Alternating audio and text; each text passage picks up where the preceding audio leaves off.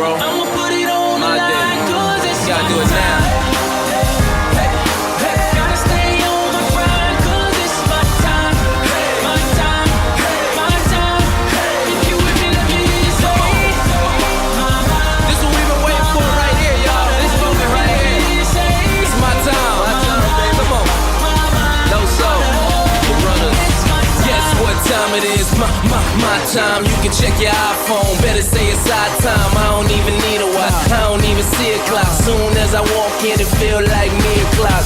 Yeah, me o'clock. Every time my checks, I'ma do it bigger than a 5X. Can't ride with a L, so I don't drive Lex. Game so bickery, so full of trickery. Nursery, rhyming, hickory, dickory, blowing that sour. The hood call it pickery. Biggie, Puffy, Buster, victory. today. Can't you worry about the past, 'cause that was yesterday. I'ma put it on the line, 'cause it's my time. Gotta stay on my grind, 'cause it's my time. My time, my time. If you're with me, let me hear you say, mama, mama. If you're with me, let me hear you say, mama, mama. Some legends are told, some turn to dust or to gold, but you will remember me for centuries. Just one mistake is all it will take. We'll go down in history. Remember me for centuries.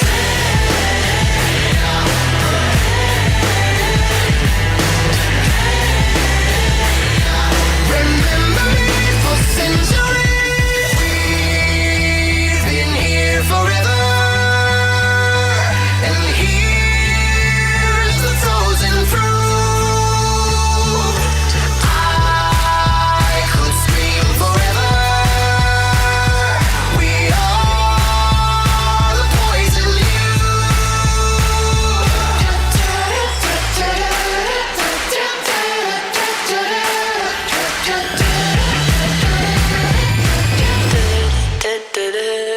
Some legends are told, some turn to dust or to gold, but you will remember me for centuries. Just one mistake is all it will take. We'll go down in history. Remember me for centuries. We'll go down in history. Remember me for centuries. So light 'em up, light 'em up, light 'em up, I'm on fire. So light 'em up, light 'em up, light 'em up, I'm on fire.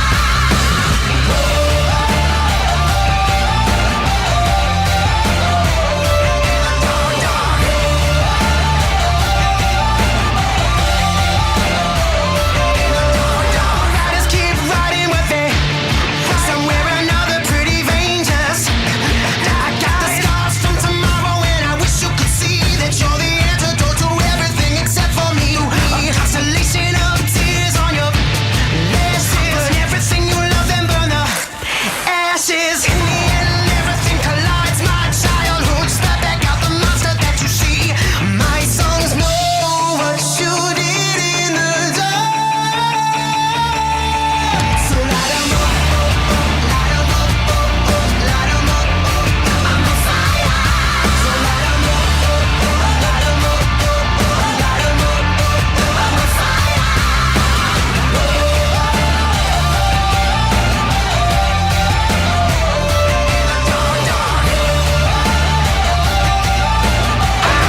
Feel it coming in the air. Yeah. Hear the screams from everywhere. Yeah. I'm addicted to the thrill. I'm ready. It's a dangerous Stop. love affair. Come on. Can't be scared when it goes down. Got a problem? Tell me now. Only thing that's on my mind is who's Stop. gonna run this town tonight. Stop. Is who's gonna run this town tonight? Stop. Yeah. We gonna run this town. We are, yeah, I said it, we are. This is Rock Nation. Pledge your G's on, all black everything. Black cars, all black everything. And our girls are blackbirds, riding with they diligence. I get more in depth if you boys really real enough. This is like familiar, I'll explain later. But for now, let me get back to this paper. I'm a couple bands down and I'm trying to get back. I gave the grip, I lost a flip for 5 stacks. Yeah, I'm talking 5,6 shot zeros. Here the back to running circles round. Now we squared up. Hold up. Life's a game, but it's not fair. I break the rules, so I don't care. So I keep doing my own thing. Walking tall against the rain. Victories within the mile. Almost there, don't give up now. Only thing that's on my mind is who's gonna run this town tonight.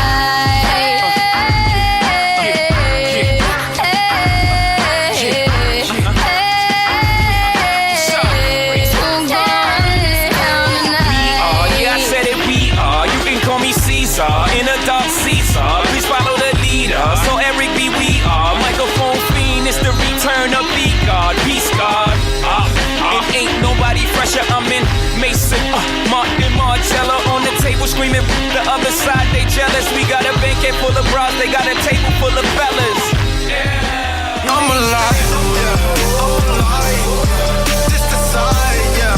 This is mine. No, it cannot die. Yeah. Come inside, yeah. Live and die to see y'all go right. Yeah. This is life. I'ma get caught up. Holding my daughter. The minute I got her, the miracles not us. Talking out, I'ma put God up. KB don't need no clap. Though the fame gon' leave no cap. But Kevin Love at a 0, still got a ring on. We got a king, no cap. I know. I don't wanna be your idol. I don't really need your title. Just for the light of mine. Oh, I know, yeah. All of your life is borrowed. All of your glory's borrowed. Hit a day gone tomorrow. Shine on me. If we don't make it to the millions, if we don't make it to the healing. No, we made it cause we children. In the end, it will be brilliant. I can get up off the level, looking at a rebel. That's a nigga settle. Better been the metal. Brought the blood to the vessel. Geppetto, major boy, really in the light. In the light, yeah. This is mine, yeah. This the prize. No, we will not die. He is mine, yeah. Glorified, it will change our lives. Take a picture of my life. In the light, this the sire. No, we won't, no, we will not die. Never lie. We will thrive, we in our God's charge. This is life. Hold up. I got a God, don't change with the season. 10,000 reasons I can believe in. God so good, say less I'm breathing. Yeah, 10,000, I'm a believer.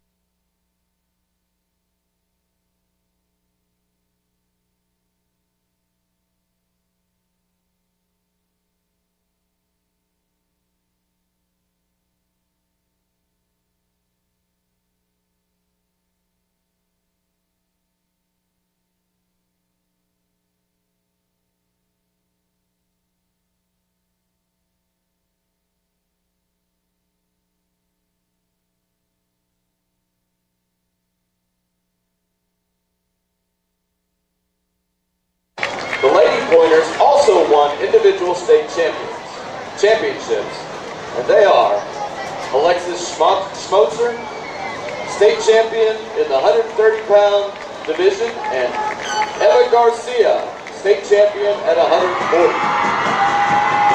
Pointers had a 24-2 dual record and are 48-5 over the last 2 seasons. Van Buren Wrestling is coached by volunteers Travis Arnold and Rhett Leach, assisted by Dakota Petrie, and the head dog is John Petrie. Let's hear it one more time for your black back-to-back state champion pointer wrestling team.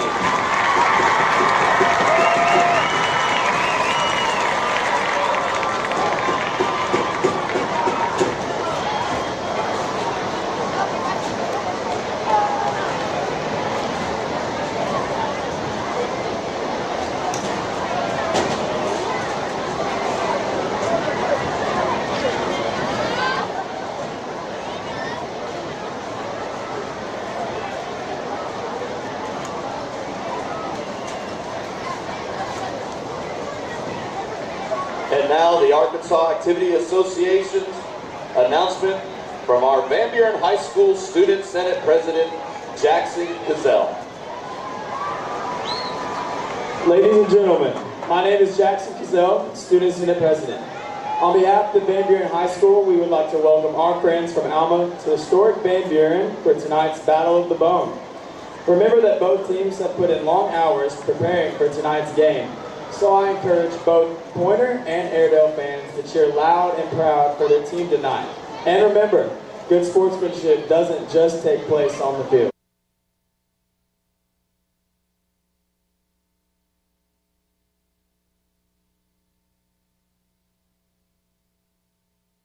Rivals as members of opposing schools.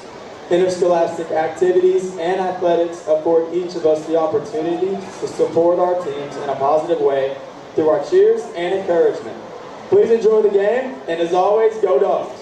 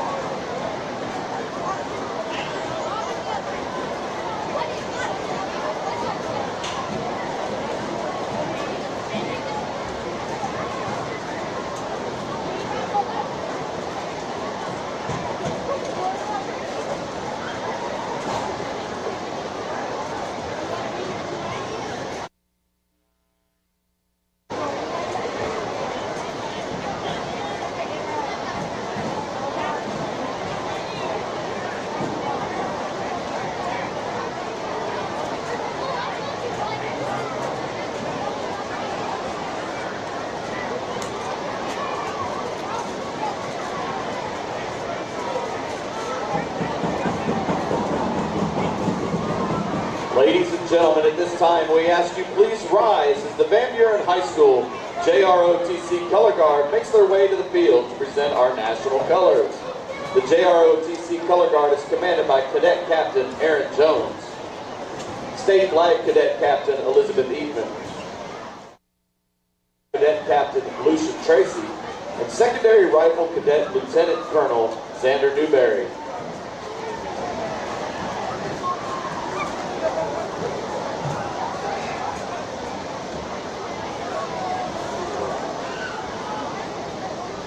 Please join me in reciting the Pledge of Allegiance, followed by a moment of silence. I pledge allegiance to the flag of the United States of America and to the republic for which it stands, one nation under God, indivisible, with liberty and justice for all. And now for a moment of silence.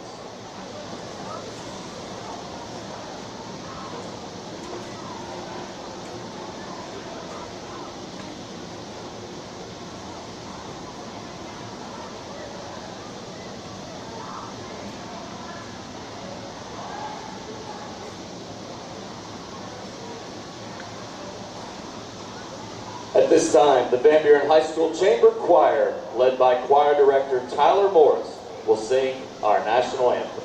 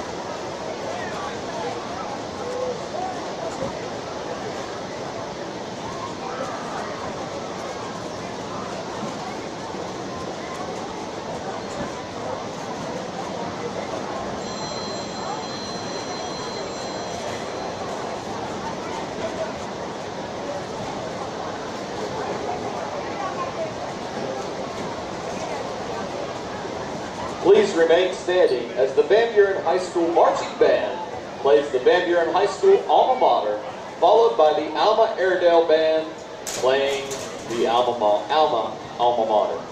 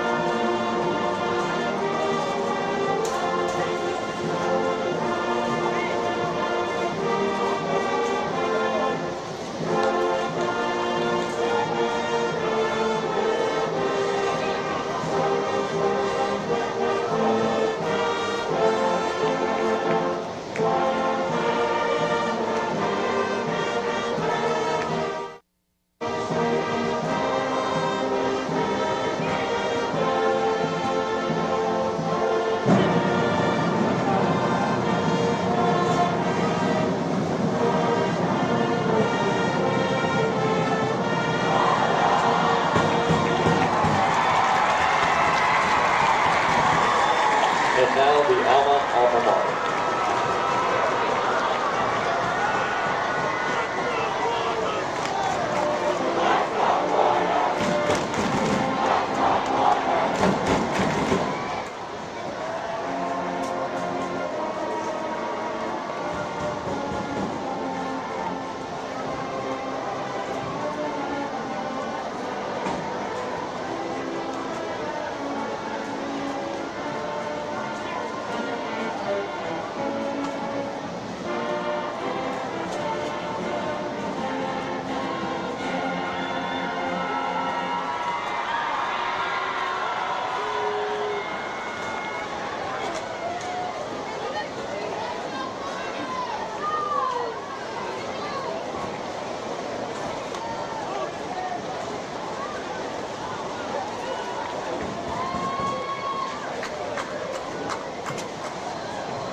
At this time, please direct your attention to the 50-yard line where we would like to recognize our game sponsor, the University of Arkansas Fort Smith.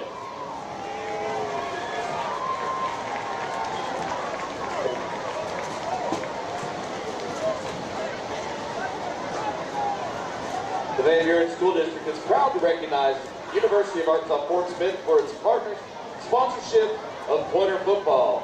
Superintendent Dr. Harold Jeffcoat and Athletic Director Drew Cohn will present Dr. Blake Bedsole, Director of Admissions for the University of Arkansas Fort Smith, with an autographed football in honor of UAFS's support of Pointer football.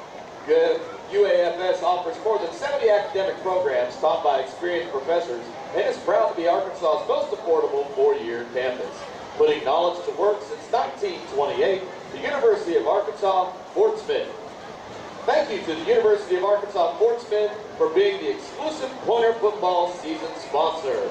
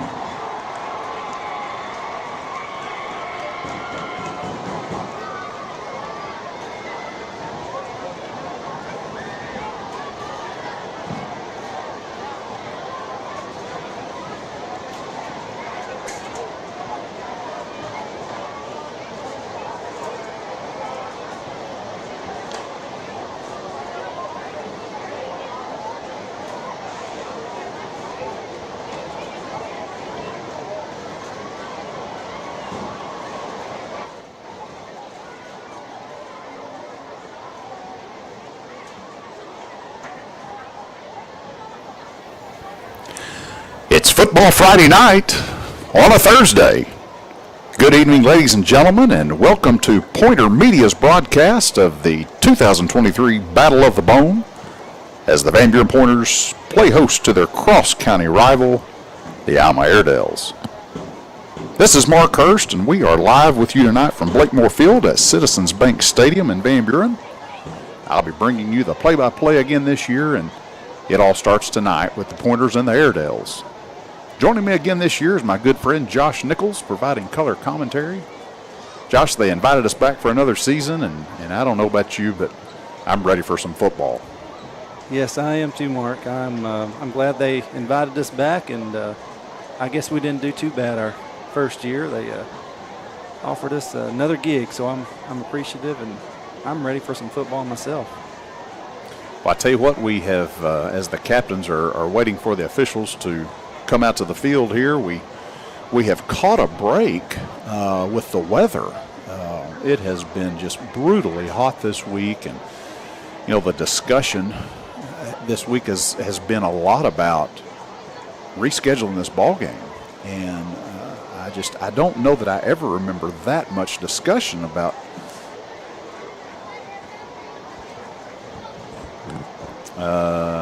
Drew just told me they are. So are we not live?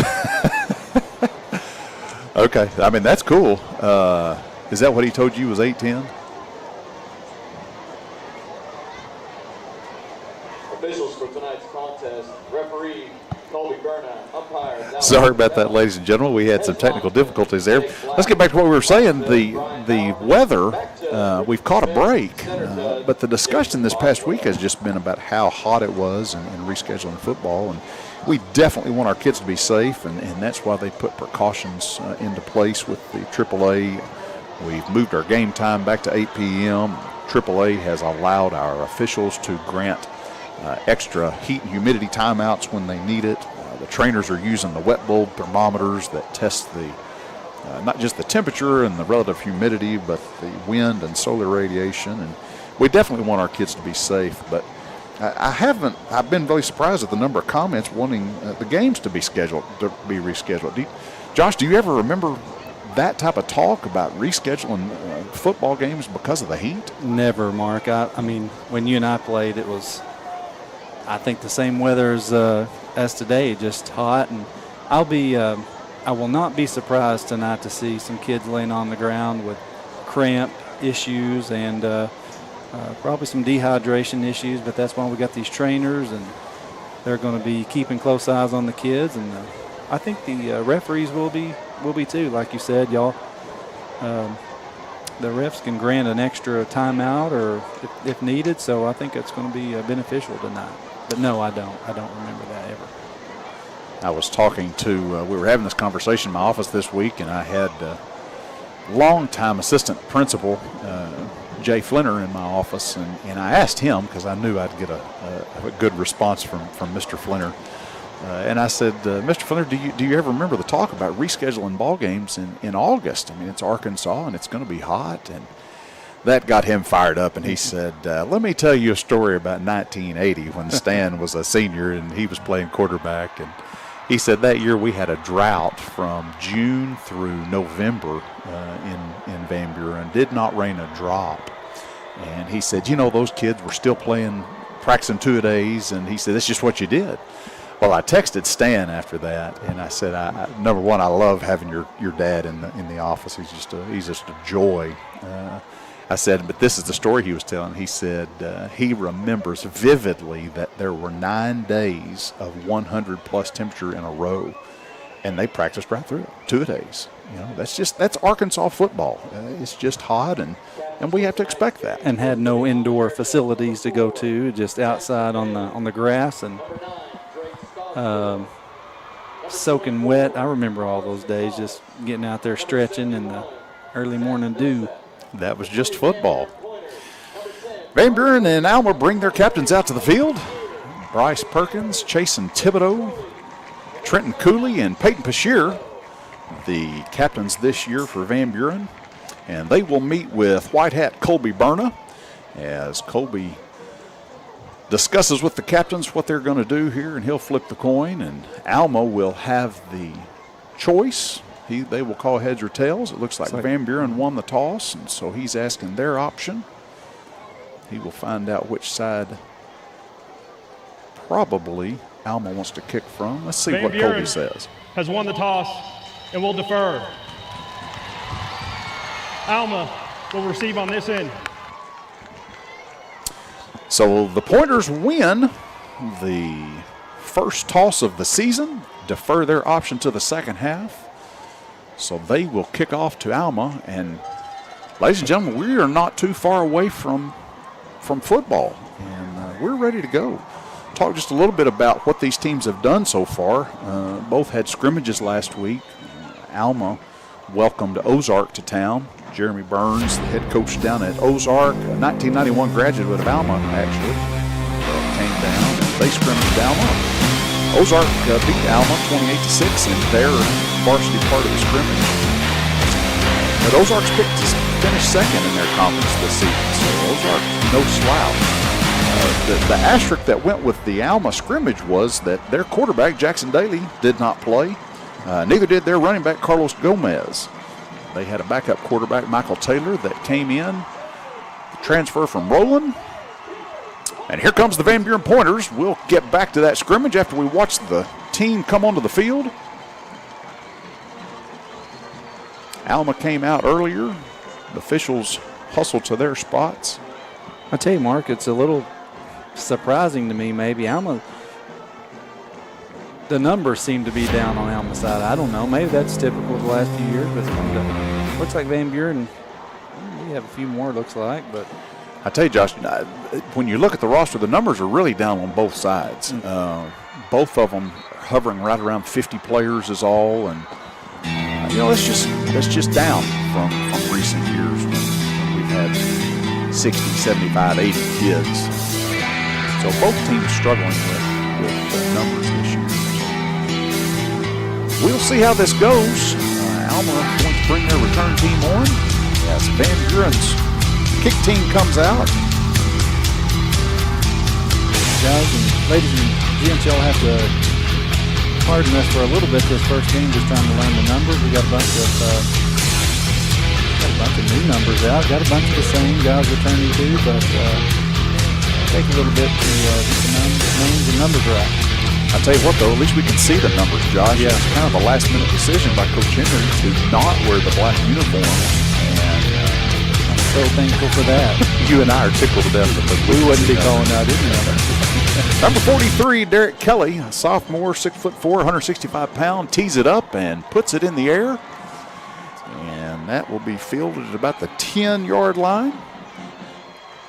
And a nice return there by Alma. Didn't see the number of that runner there. Drew Brazel, the name that we haven't spoke of. Senior this year, coming out from basketball to play some football, and he was on that tackle, him and Landon Evans. So we're off to a start here. That was number 14, Sam Schlegel. That was returned to that kick there. He's a sophomore, and a receiver that they look to go to. He will also be the backup quarterback there. So number 4, Jackson Daly brings his team to the field. Number 11, Israel Towns Robinson, the running back behind him. Van Buren brings their corners in tight as Alma shifts to 2 tight ends. Give to Towns, and a nice gang tackle there by Van Buren. They were not fooled on that play. A good pursuit by number 12 there. Landon Evans made the initial hit and just bounced off, but good pursuit. That's going to bring up second and about 10. Looks like he got back to the original line of scrimmage. Daly again with Towns Robinson. I'm going to call him Izzy. That's what he goes by. Israel Towns Robinson. And fake to him, and Daly keeps up the middle. And he's a big load there. You've got to put him to the ground. You cannot try to hit him with the shoulder. Yeah, big kid, just broke that up the middle. We'll have to hit him low, and you can't bring him down easily. That's what we didn't get to see in the scrimmage last week, Josh, when they played Ozark, since Daly wasn't in there. And we knew that he would be an X factor, something that Van Buren just didn't know how to prepare for, and that's what he can do. Yeah, first down now, the same play. Good penetration there. Almost wrapped up in the backfield by number 9, Caden Webb. Caden starting at the big Alex Welburn there on that tackle.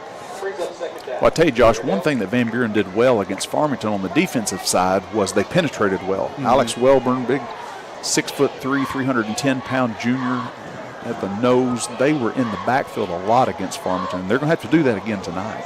Yeah. He has a big, big body. Second down, about 7. Daly with the give to There we go. Towns Robinson. Up the middle. Gains about 2 on that play. Going to bring up 3rd and about 5. Yeah, 3rd and 5. Big play here. Towns Robinson goes out of the game. This is the first time we've seen number 24, Carlos Gomez, in at running back. Gomez had a good season last year, 100 rushes for 602 yards, and really had a good game against Van Buren in the opening game. Rumor was that he had a hamstring issue and possibly would not play tonight. I think they're just trying to. It's a little Trying to fool us. gamesmanship. A little gamesmanship. A little quick pitch there. Schlegel comes around the end, and he's going to have a face mask called. Yeah. Well, I saw that head hit.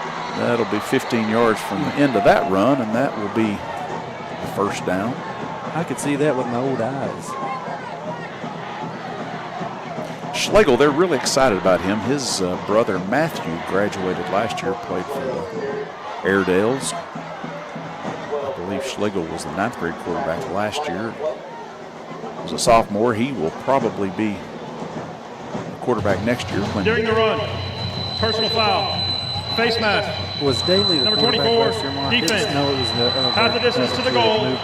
First down. Trusty moved in from Greenwood. Yeah, that's right. Daly was going to be, and then Trusty moved in and had a fantastic season, threw for almost 2,000 yards, Yeah. and had college offers. Apparently decided to forego that, opened his own business. But Daly was going to be. Well, they moved Daly, and he played tight end and H-back and some linebacker last year. I shouldn't have. As soon as I said that, I remembered his quarterback was. 1st and 10, Alma from Van Buren's 14. There we go. Nice penetration there, and maybe a hold. That's something, Mark, that we can bank on these early games. Usually a lot of penalties. Hopefully we don't have many on our side, but you can tend to see a lot of penalties these first games. During the run, holding, number 21, offense, 10-yard penalty from the previous spot. Some of that 15 Replay back. first down. So this is a new rule this year, Josh. So previously, that would have been a spot foul. A holding behind the line of scrimmage is a spot foul, and they have changed that. And you just go back to the previous spot, it makes it a little bit easier. So 10 yards from the original spot makes this 1st and 20. I didn't realize that. That's a new one. We'll talk about a couple other things that they have changed as far as rules this year. 1st and 20, Daly rolls out to the right. He's got 2 receivers, Braden Pocat, and he's going to keep that. Takes a nice hit there from Uriah Henson. Big Alex Welburn's over there, as well as number 81, Charlie Vaughn. Brings up 2nd down for the Airedales. We need to do that, Josh. We need to. He's a big physical runner. We're going to have to hit him and wrap him up. Yeah, you got to get him. Maybe taking 2 or 3 guys, whatever it takes. You got to get him down. 2nd and about 12 for Alma. Daly rolls to his left. He's got a wide open receiver. That's Braden Pocat, and he is in for the score. Yeah, it looked like we had a bust in the coverage there, maybe. I'm not sure. You know, Josh, we were talking about the scrimmages earlier. Let's get back to that because that's something that we saw when we went up to Farmington. Van Buren put up 42 points in a half, basically a half of football. Bryce Perkins was really on. The offense looked great. But we also gave up 35 points in that scrimmage. And our secondary, there were a lot of blown coverages like that. And so I was hoping that those things were going to be fixed, and maybe they are. Maybe that's a fluke thing. There's the swinging gate play that's run. It looks like we never got set there. You see teams line up all the time in this swinging gate. You don't see them run out of it very often. No. False start, number 62. Hardly ever do you see them run. 5-yard penalty, retry. Guess they'll line up, kick it now, I would assume. I watched one thing that I noticed in their scrimmage was their PAT field goal kicker was not very accurate. And so that may have been why they were trying that there. Now let's see if he can prove me wrong.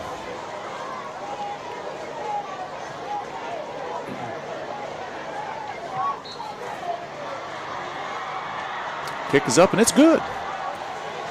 So the first drive is successful for Alma, and they take a 7-0 lead. Josh, what is Van Buren going to have to do this year? What are some keys? What are they going to need to do to their season to they finished 2-8 last year? We need to change that around. What do you think they're going to need to do? I think it all base it all on QB play, Mark. I think Bryce is our senior. He's returning veteran. He's going to lead this team. But, for us to be successful, Bryce he's got to be smart with the ball. He can't force, pass plays down the field into triple coverages and things. He's just got to be that leader, got to know the coverages, know the what's going on around him, and just be that leader. I think that's going to be a huge thing for us this year. And we talked about, last year we had a bunch of games that we were either tied or winning at halftime and going into the third quarter, and just something happened to us last year in those third and fourth quarters when we lost a lot of the games. So I think, for us to be successful, I'm sure Coach Henry is preaching consistency in that locker room, and you just got to be consistent through 4 quarters and finish these games out. So that's a couple points that I see very important this year, Mark. Quarterback play and consistency. Number 27, Donald Mulligan for Alma, puts the ball up in the air, and that's taken by number 32, Cameron Keller. Keller gets back to about the 25-yard line. A nice tackle there from Alma. Had a good head of steam, just whole collapsed. Cameron Keller runs hard, and he's going to need to run hard. When I was talking to head coach Mo Henry and asked him kind of what he thought about today's game, and one of his main things on offense was we have to run the ball. And that's something that they really didn't do well against Farmington. We threw the ball extremely well, but we didn't run it as well. And so Cameron Keller's going to have that full head of steam and hit these holes and see if we can establish that run. Bryce Perkins brings his team up. Swing out to number 0, Trenton Cooley. Wow. Trenton Cooley is something else, folks. So fast. That's what I'm super interested to see, Mark. And another point I had, we got a bunch of new guys on the field this year. We've lost some playmakers, but we got to have these young guys that are stepping up. Cooley, Weston Wilcox, guys got to step in and play big for us this year to have success. 1st and 10, and that handoff goes to Keller, as we were saying, and that's a pickup of 3 yards. I will take that, Josh. Yeah, I will too. Give me 3 or 4 yards and in a pop, and this opens up so much more. He ran over that right side of the offensive line. Folks, we've got a young offensive line. That was Jacob Aminga Bars, a 6'1", 210-pound sophomore at that right tackle. And Keller ran right behind him. It was a good block for him. Perkins with a quick wide one. open. Out to, that's number 13, Phillip Steele. Yeah, great pass there. Steele's a sophomore, 6 foot, 165 pounds, had 6 catches for 81 yards up at Farmington. Looked like this quarterback over there, Mark, was giving him, he's giving him 6-7 yards right there. And, if they do that, we will throw it on them all night long. There it is again. That was a handoff. That's good. I was just looking at that cornerback on that side. He was giving up lots of ground. Back to that right side of the line. Josh, I like them running that right side of the line. Israel Towns Robinson is a very good defensive end, as he is a running back, and they've got him on this left side going up against Ethan Hurst. And that surprises me because I thought that they would have him on our young side, on the right side, but I wonder if those 2 runs there have been away from him. He's that talented a defensive end. So we've got A.J. Thompson is a starter. He's a sophomore. Also, you may have said that, Mark. 2 sophomores on that right side that I see. Yeah, and then the kicker is Johnny Seoxenfu, is a freshman playing center for Van Buren. So very young offensive line, like I mentioned. There's a nice job by that young offensive line. Yeah, and sure will. Perkins slips that out to Cooley. That's a great pickup on that backside block there. And Perkins on target to Trenton Cooley. I assume that's Toby Seoxenfu's brother. It sure is. Yeah. It sure is. Yeah, Toby was senior last year, but smart kids, I think, just got to have those guys in there to help run the offense. He was, Johnny Seoxenfu was actually the lineman player of the game after the scrimmage against Farmington. That's how well he did. Impressive for it. Oh. There's Izzy. That's what I'm talking about, Josh. He is just so physical. He's so athletic. They've got him listed at 6'2", 225, and he's just a load. It looks like they're going to be moving him around, Mark. He's on the other side now, so. It was a good play. Good defensive play there. 2nd and 10. Keller in the backfield, 3 receivers to the right. Quick pass to Cooley. Boy, had he had him. Just hurried that just a tad. A little bit of pressure coming from that backside. Yeah, that play was there, and Cooley very easily could have taken that to the house.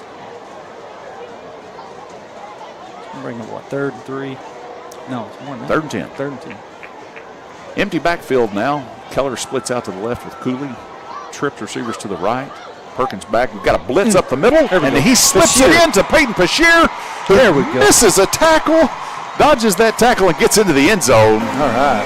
Number 23, Peyton Pashier, senior. Had a great season last year. He's going to play a huge role on the defensive side.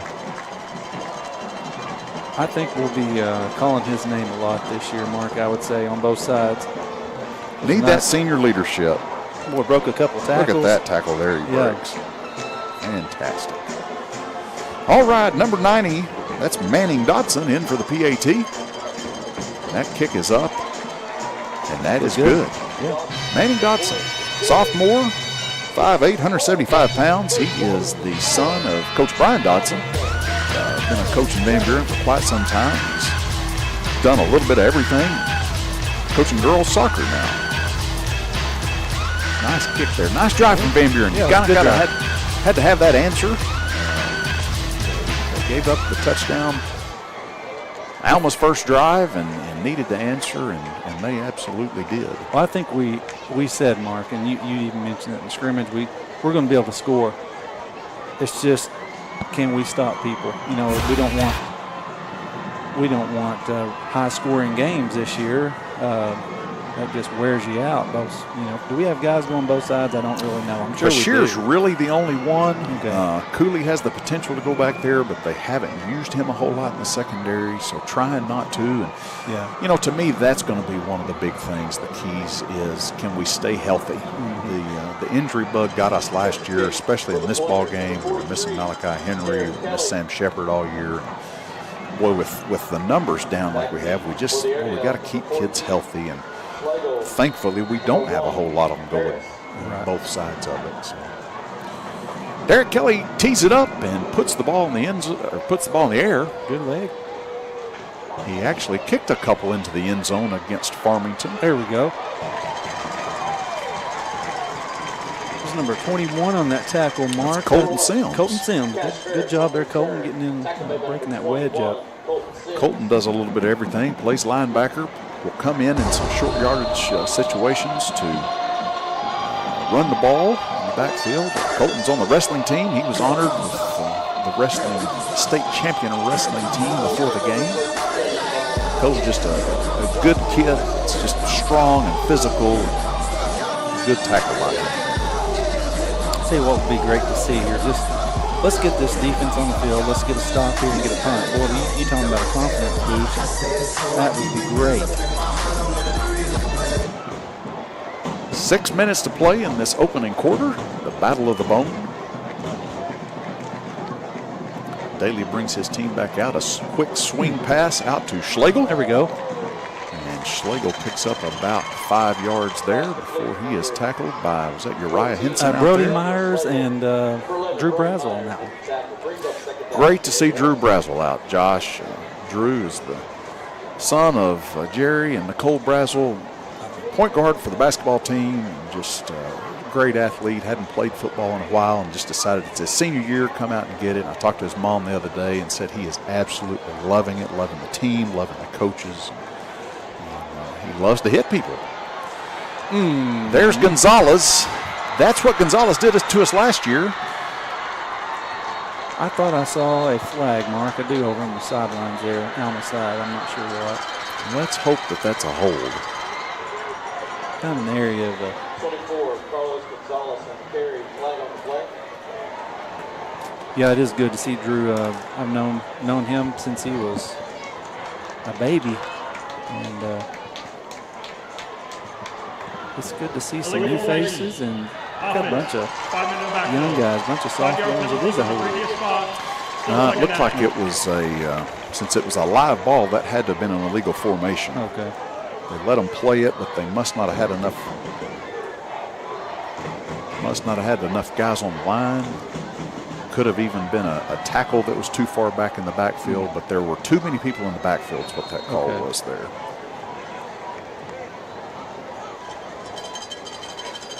So instead of the long gain by Gonzalez, the penalty for the illegal formation costs them 5 yards and brings up second and about 11.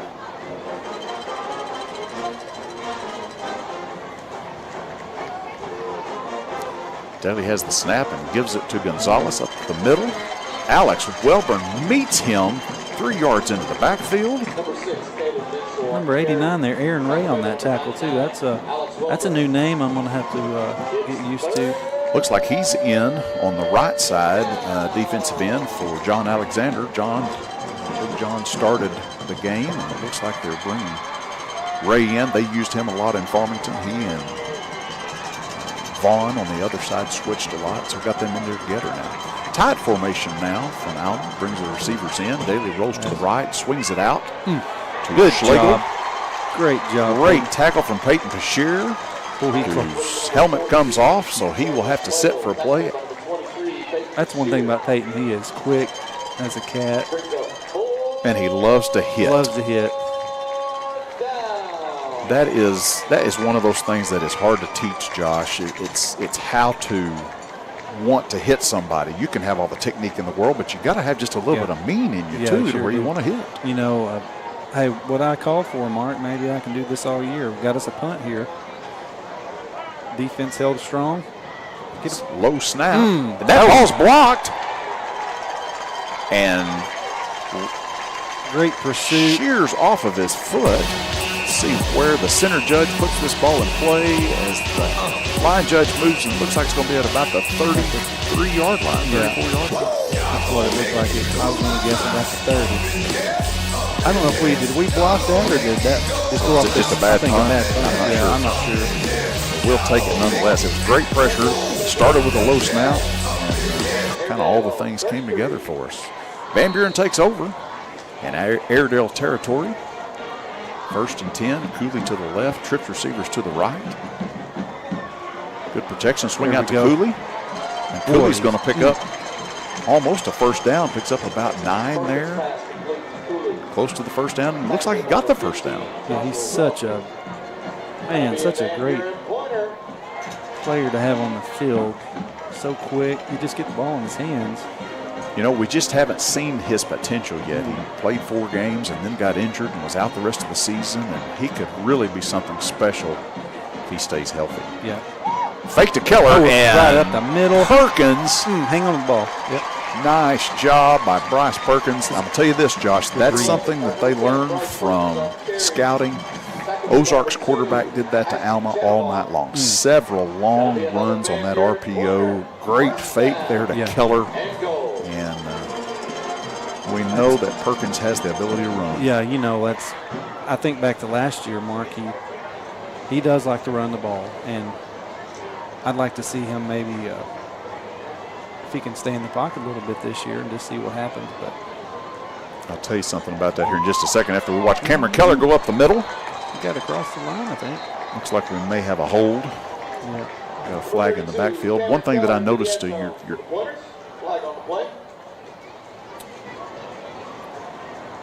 This is going to be on the defense, it looks like, because they're asking Coach Henry if he wants this penalty enforced on the try or on the kickoff. I never saw a signal touchdown. And he wants it on the kickoff. Did they?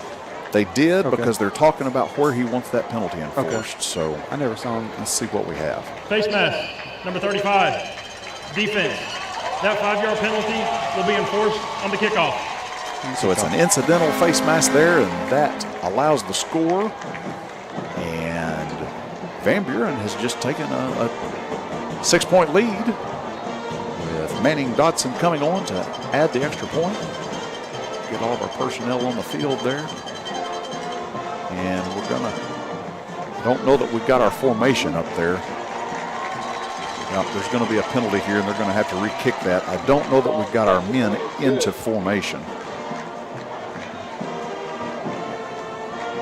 It looked like the last guy that came on the field. I don't know that he got up on the line. 5 men in the backfield. That's something 5-yard penalty. Retry. I could read his lips say 5 in the backfield. Yeah, can't have 5 in the backfield. That's what those wing officials are counting. They're looking for how many in the backfield. And those tackles, and I've told my son this, you have to be up on the line. They love to be able to get a step off of the line, to get an angle on that defensive end, but if they're not up on the line, it's illegal formation.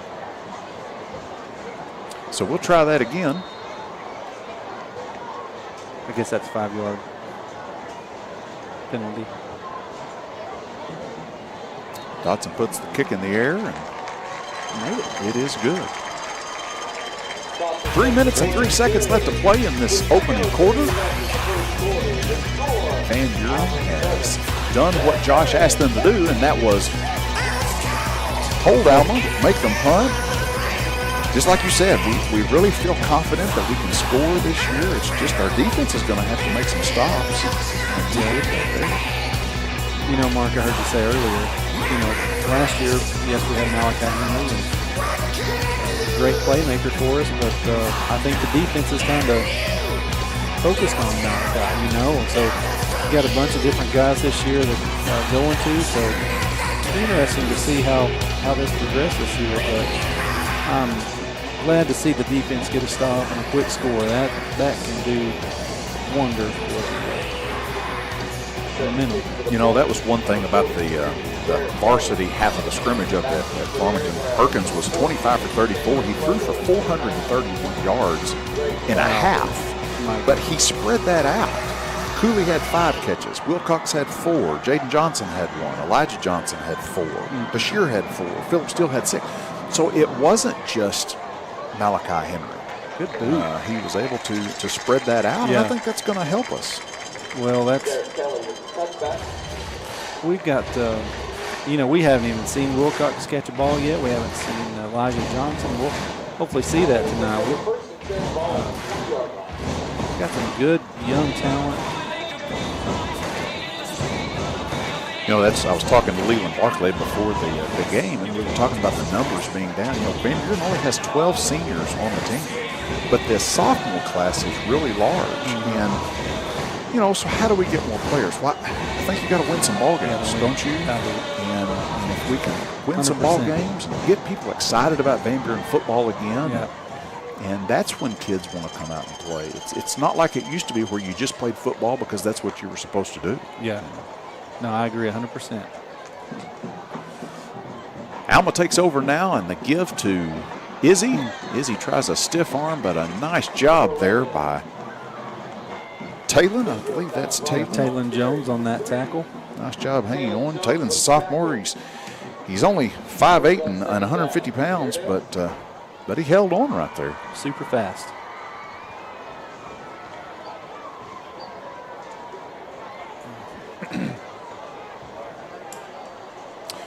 Josh, looks like number 70 for Alma. That is Jackson Daly's brother, Easton Daly. He's at left tackle now for Alma. He's a sophomore, and Izzy runs right behind him there. We've got another flag on the play from the Alma sideline. That Daly bloodline runs thick through Alma. Looks like that's going to be a hold.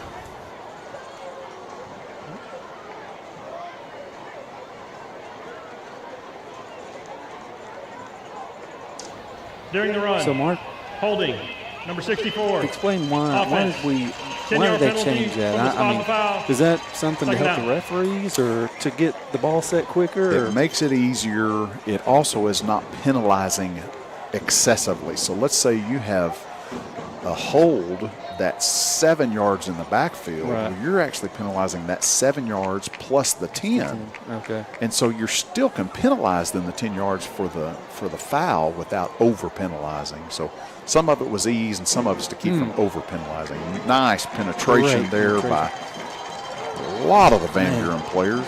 That's Brody Myers jumps over the top of the pile there. Is 53. that John Michael Fisher? Sure was, man. He got in there quick, blew that up. Nice play there.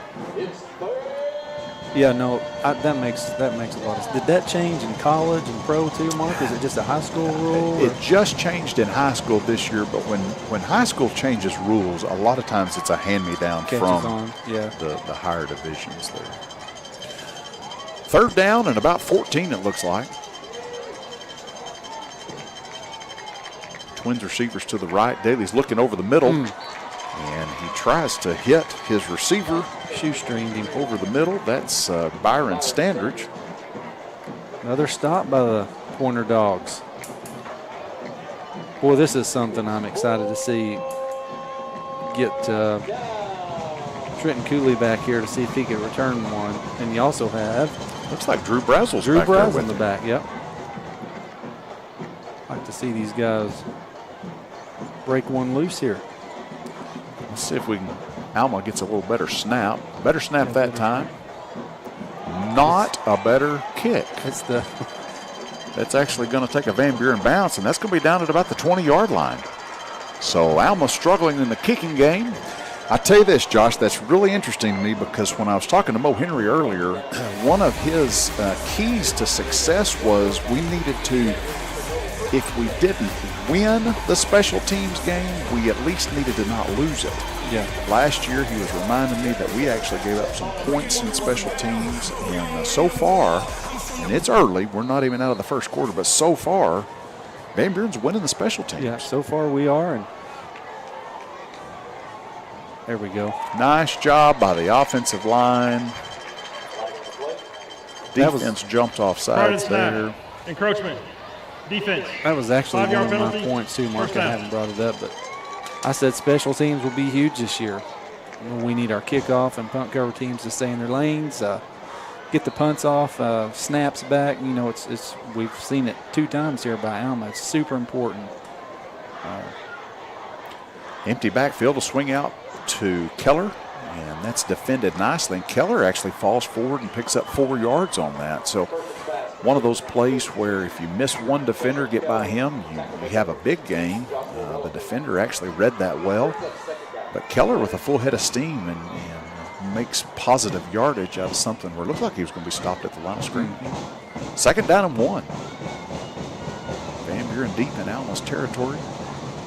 Perkins gets the snap and gets the handoff, but is met in the backfield. Big 56 got through there. It looks like Jackson Mitchell, 6'2", 225-pound junior for Alma with a nice tackle there. Actually lost a yard. Keller looks over to the sideline. Perkins looked over to the sideline. They get the call. Lost a couple there. Nice It give was. there. Great hold. That's going to be a first down around the right end there. Keller sneaks around Jacob Amingabar. Amingabar sealed that outside, and nice pickup. As they are looking to the sideline, Coach Josh, we haven't mentioned that we have a new offensive coordinator. Tyler Van Hook is now the offensive line coach as well as the offensive coordinator. And so he's the one that's making these calls now. Yeah, I was just thinking about that, Mark. That we kind of swapped the duties around for the coaches this year. Here goes Perkins. Pressure, and Perkins makes a one-man miss, and it's dragged down. Yeah, that kind of collapsed on him there. He blew that up. Yeah. I don't know if that was a blitz or That is just the a end of the first quarter. missed assignment by the offensive line, but That will bring up the end of the first quarter. At the end of one, the football season is underway, and Van Buren is up 14-7. We're going to take a 1-minute break. You are watching Pointer Media at Blakemore Field.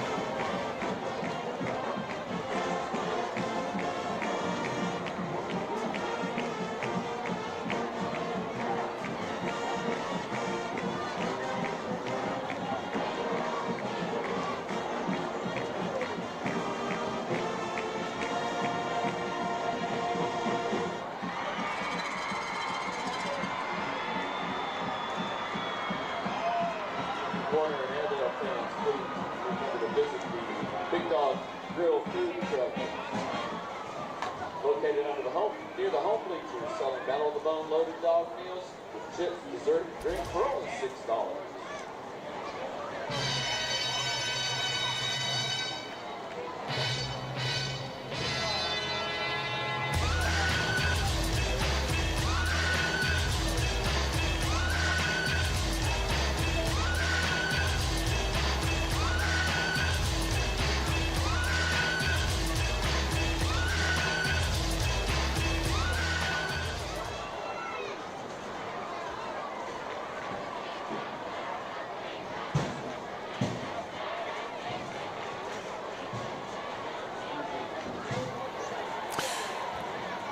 We are back now at Blakemore Field as Van Buren starts the second quarter. Deep in Alma's end zone, there's the handoff to Keller around the right end. Going to pick up a couple there. 52 has to come out for one play. Folks, we'd like to say thank you to the University of Arkansas Fort Smith for being the exclusive game day sponsor for the Van Buren Pointer football season. UFAS offers over 70 academic programs taught by experienced professors, and it's proud to be Arkansas's most affordable four-year college. Putting knowledge to work since 1928, the University of Arkansas, Fort Smith. 3rd and goal. That's the give to Colton Sims. We talked about Sims earlier, and he is met in the backfield by number 3, Byron Standridge. That's going to bring up a 4th down. Well, it looks like we're going to try to kick a field goal. So Manning Dodson will come on to attempt the field goal. Looks like he has plenty of leg, Mark, from what I've seen so far. We'll see if I don't jinx him. I really think both of these sophomore kickers, Josh, he and Kelly both, really have great potential. Good snap, good hold, and right through the middle. Yeah. Nice job there by Manning Dodson, number 90. Hey, points on the board, Mark. You just get that fortunate punt there from Alma, which we like, but you got to get points on the board there. You can't hang a 0 there when you're that close. I keep talking about the things that Coach Henry mentioned to me about the keys, and we've talked about offense a little bit. They need to run the ball, and they've actually been able to do that. Obviously, limit turnovers and control the ball. And so far, I don't know that they're sustaining drives, but they're scoring drives. They're not necessarily long drives, but they're scoring. He also mentioned that they need to, on defense, minimize big plays. And they gave up the big play to Daly early.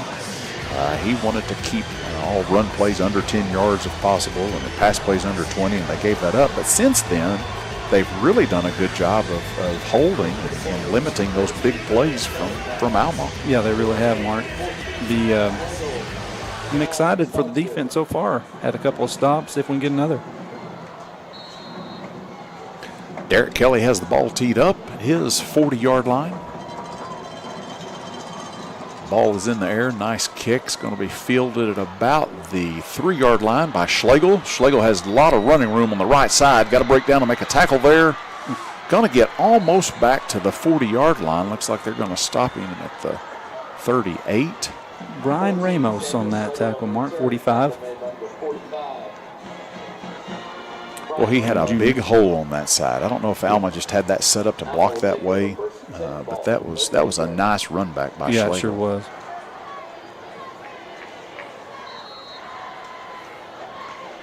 Jackson Daly back on the field.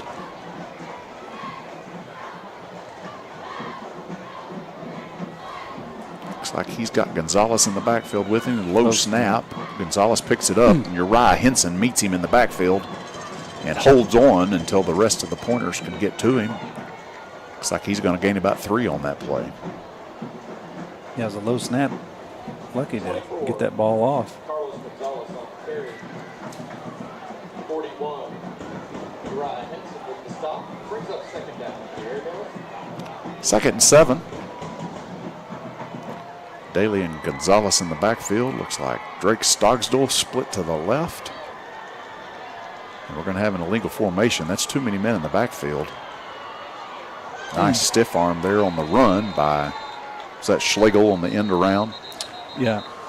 That's going to come back, and they're going to move them 5 yards back. Too many men lined up in the backfield.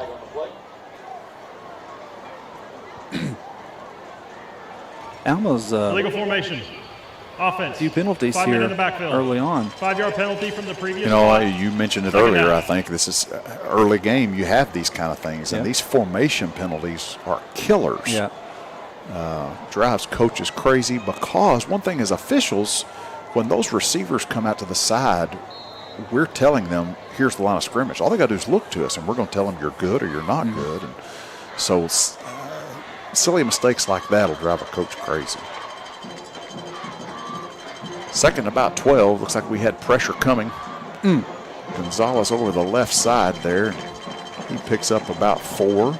You got Alex Welburn and looks like Brody Myers. I tell you what, On Josh. stop. Alex is, I think we said 6'3", 310, but he moves pretty well for a big guy. He's a big kid, yeah, pretty mobile.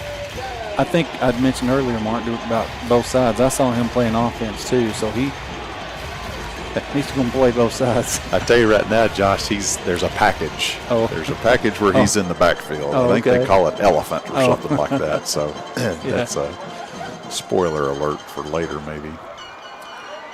That was time, and the ball is almost picked off by Uriah Henson. It was in his hands, and then almost tipped to one of his.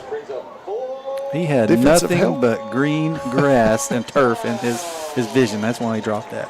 Almost what he Blinded. looked like he was doing. Looks like he was going and trying to figure out what his end zone celebration Yeah. was going to be, Yeah. and just forgot to hang on to it. And that brings up another punt That's 3 in a row. for Alma.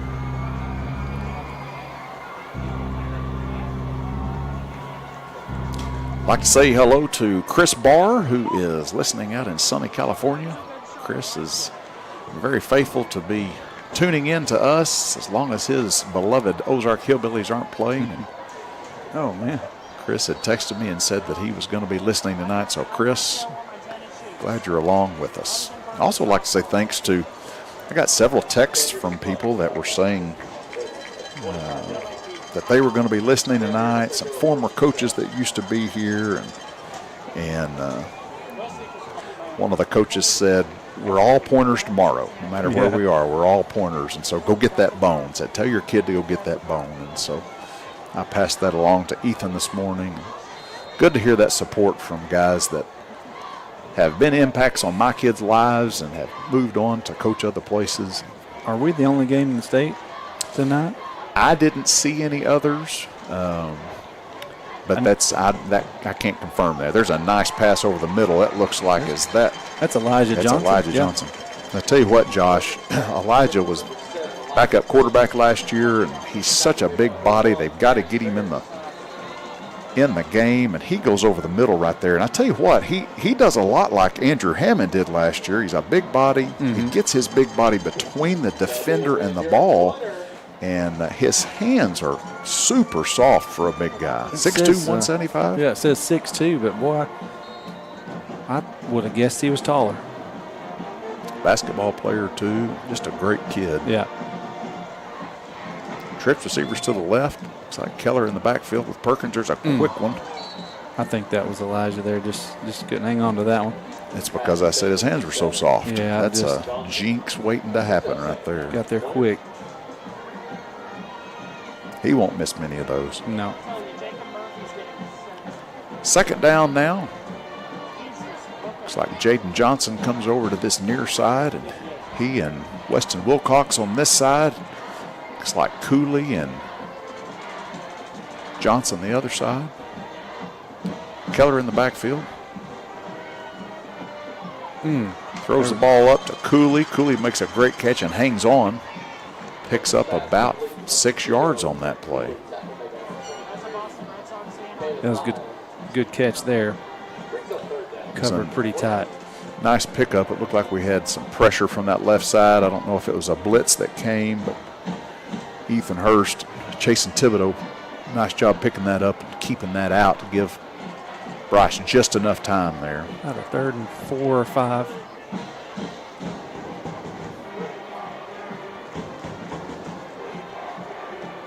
Perkins with the snap. Looking, he's going to run. Yeah. And pick up about, well, he's close. Boy, looks like they're going to give it to him. If he gets to the line, he's got it, and they're marking him on the line. That's going to be a first down. Yeah, nice job by Perkins. Good tough run there by Perkins.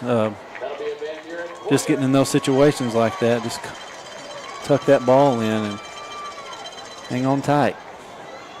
He took a pretty vicious hit there. It looked like his neck bent strange when he went down there. So looked like he got up a little bit woozy and still in there, tough kid.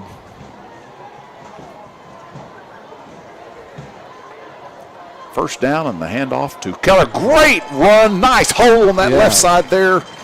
Ethan Hurst and Chasen Thibodeau opening that up. And Josh, I think the potential for that left side is great this year. I really do. And y'all know I hate to brag on my own son, but that was a fantastic job blocking right there. That was the biggest run play we've had so far. That was a nice hole. Keller hit that play. Fumble. I got to believe incomplete. The line judge came out immediately and said that's incomplete. We'll take that. Defender got there quick on that one. It was number 7 for Alma, Landon Morris. 3rd and 1. Need to pick up this short yardage. This is where I'd say go left side again. That would be, that run game's got to come into play. Looks like he's going to think about left side, cut back to the left. Nice job. Nice hard run. Pick up a 3 yards when you needed 1. That's what you got to have. Yeah. And you said it earlier, Mark. Cameron is a hard runner, strong kid. Pounded out those 3 yards, just what we needed.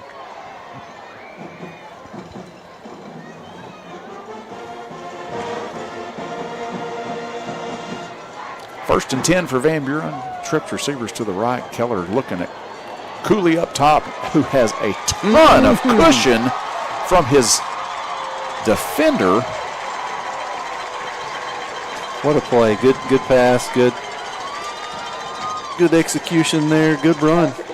And here comes big Alex Welburn into the ball game on the offensive side. This is that elephant package, Josh, that I was talking about. Let's see where he lines up. Ethan said he was going to line up as a tight end. Looks like that's where he's going here.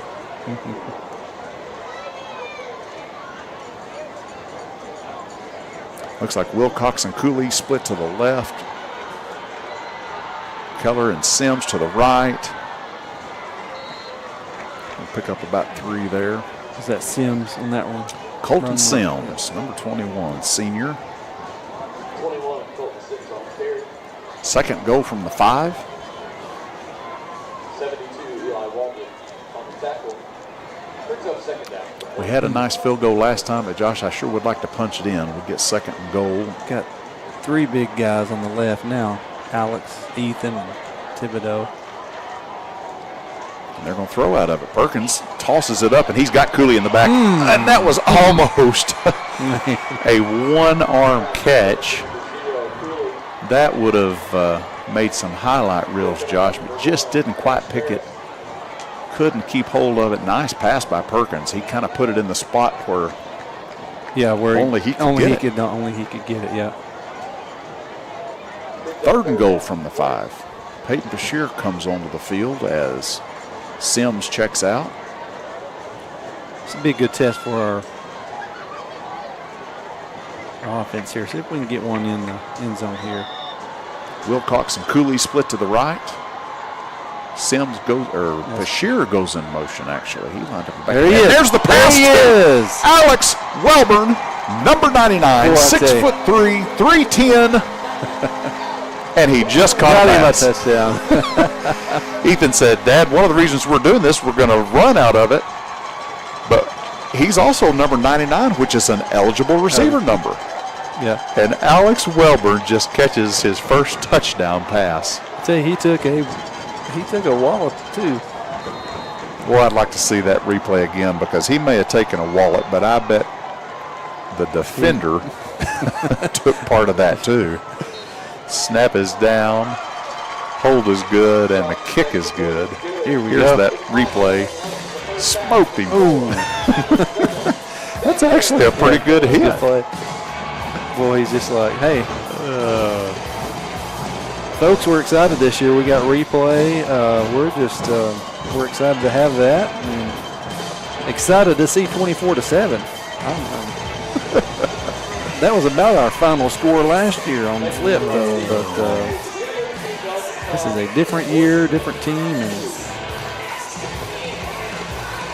well, and we'll talk about this. You know, I talk about keys of the game.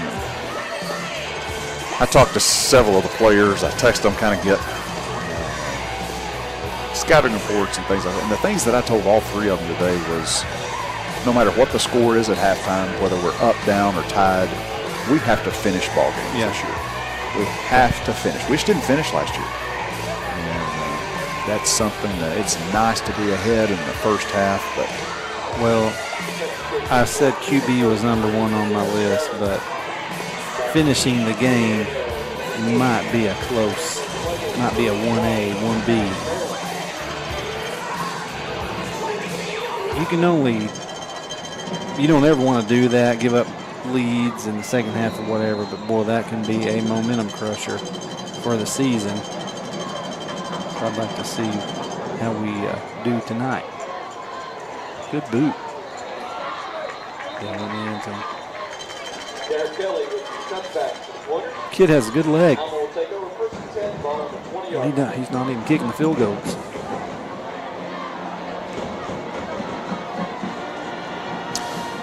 in high school, as soon as that ball crosses the line, Josh, it is a dead ball. Can't run it out. We benefited from that right there. Mm-hmm.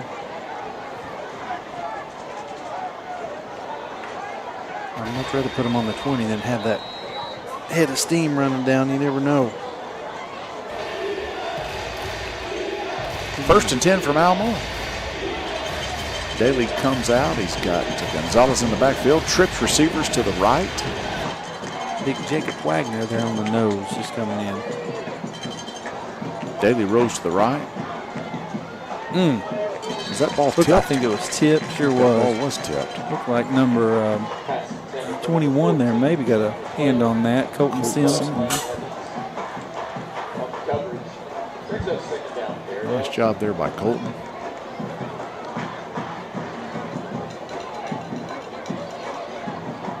Second and 10.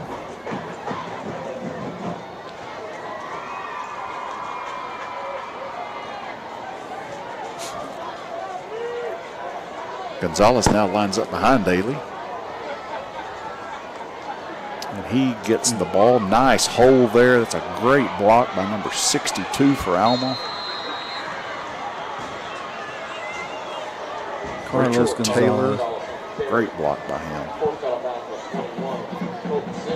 Did Gonzalez do anything against us last year, Mark? Yeah, Gonzalez had a great game against us last year. I just remember we kept calling his name. I hadn't. When we scouted last year, I didn't remember seeing a lot of him, and then we kept calling his name last year. So that was a game I wanted to forget about real quick. Absolutely. I don't remember much about it. 1st and 10 for Alma. There's the fake handoff, and Daly run around the end. Takes a nice shot there. And here comes a little bit of talking. It's definitely Alma Van Buren. John Michael Fisher having a conversation there with number 35, Trey Timeout. Bowen. Van Buren. Their first of the half. And Coach Henry calls a timeout. Not a bad timeout, I don't think, Josh, right there. One thing that when I was talking to Coach Henry and asking him the keys, before he even started talking about offense or defense, he said the key is which one of these teams can control their emotions. We've got to do that. I'm not sure if that's why Coach Henry called that timeout right there, but if he did, kudos to him. Yeah. He saw John Michael that was getting a little excited, rivalry, and you know how it's going to be. So for him to do that and call that, that's big. Alma's gaining a little steam here on this drive. A couple plays in a row there, they put together something. So maybe he could see a little spot for a break here. Get some water, rest up a second.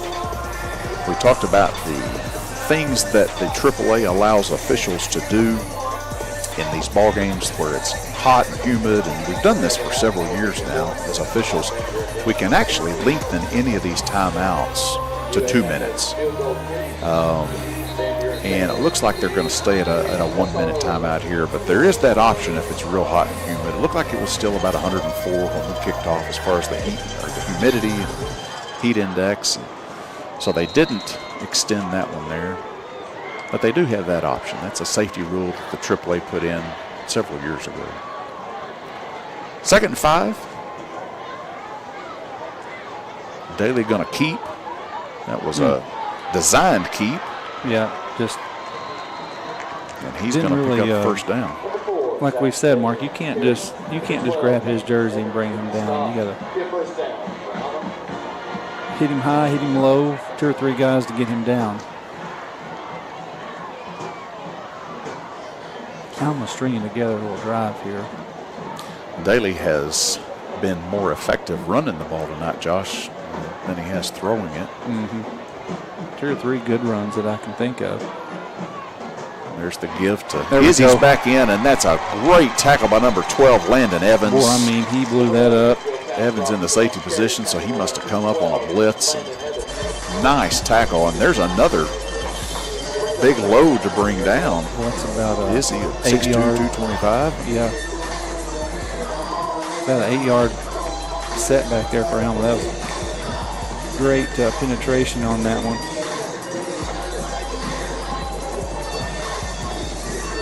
Second and a long way. That's just a nice play by Landon Evans there. Don't give up the big plays. Daly's going to keep it around the right side. Going to pick up about 5. Going to get it closer to the original line of scrimmage. 3rd and about 12. You know this, we've said this, Mark, I don't know if he's completed the pass tonight that I can think of, Daly. I mean, this is a passing situation, so I'd be ready for the ball to be in the air here, see if we can get a pick. They have not gone to Drake Stogstill that I can remember. Number 9's a senior. 5'8", 167 pounds. He was their go-to last year. Had 34 catches for 450 yards, and he split out to this left side with Schlegel. Timeout. And Coach Rusty Bush is going to call a timeout. He saw something there that he did not like, wants to change, and so he will have a timeout here. 2 minutes and 54 seconds left to play in this opening half of the 2023 football season. Hey, Mark, I'll take a second here to thank our sponsor, UFAS, University of Arkansas Fort Smith. We would like to thank you guys for being the exclusive game day sponsor for the Pointers this season. UFAS offers over 70 academic programs taught by experienced professors and is proud to be Arkansas's most affordable 4-year college program, putting knowledge to work since 1928. The University of Arkansas Fort Smith. Appreciate you guys being our sponsor.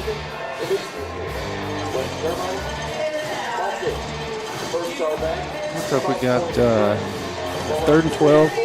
Big play for the defense here right before halftime. Be a big stop. Couple guys split out left. Here comes the pass. Daly good lobs it coverage. up. Great He had him. Great coverage, sure did. That ball was in and out. Peyton Bashir was with him the entire time, but still a pretty nice pass, and I really think Schlegel had the chance to catch that. Yeah, it looked like it went right through his, down the jersey.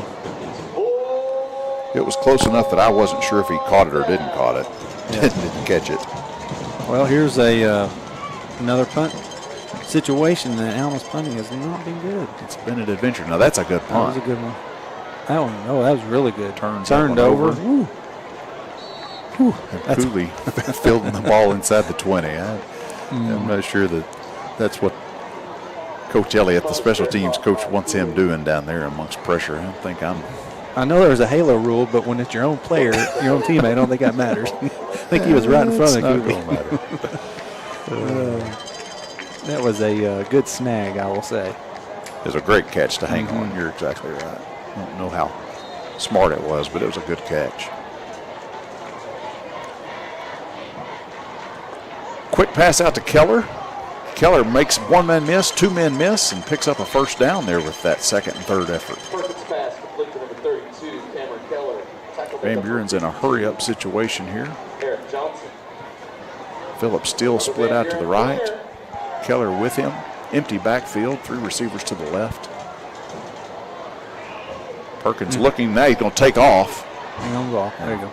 Slide down, not a bad idea. You know, I've always said, Mark, just you have this playmakers, you have Cooley, you have all these guys out. Get the ball to them quickly. There's not been a lot of passes downfield tonight, just been quick hitters. And, man, you get it to these playmakers. And it didn't work. There's another one. It's a nice tackle, but it's after he picked up the first down, I think. Yeah. Nice play. Forward progress there. Got the first down. Little jawing there by number 2 from Alma after that play. It's a rivalry. You have to expect some of that. Just have to keep our cool. Clock's running, 1:40, first down. Ooh, that ball sailed on Perkins. That ball looked a little wet to me, Josh. Yeah. I don't know that he ever got a hold of that, and the officials on this side get a new ball in after that. You could tell he never had a hold of it. Just went a little, sailed on him a little bit. Yeah.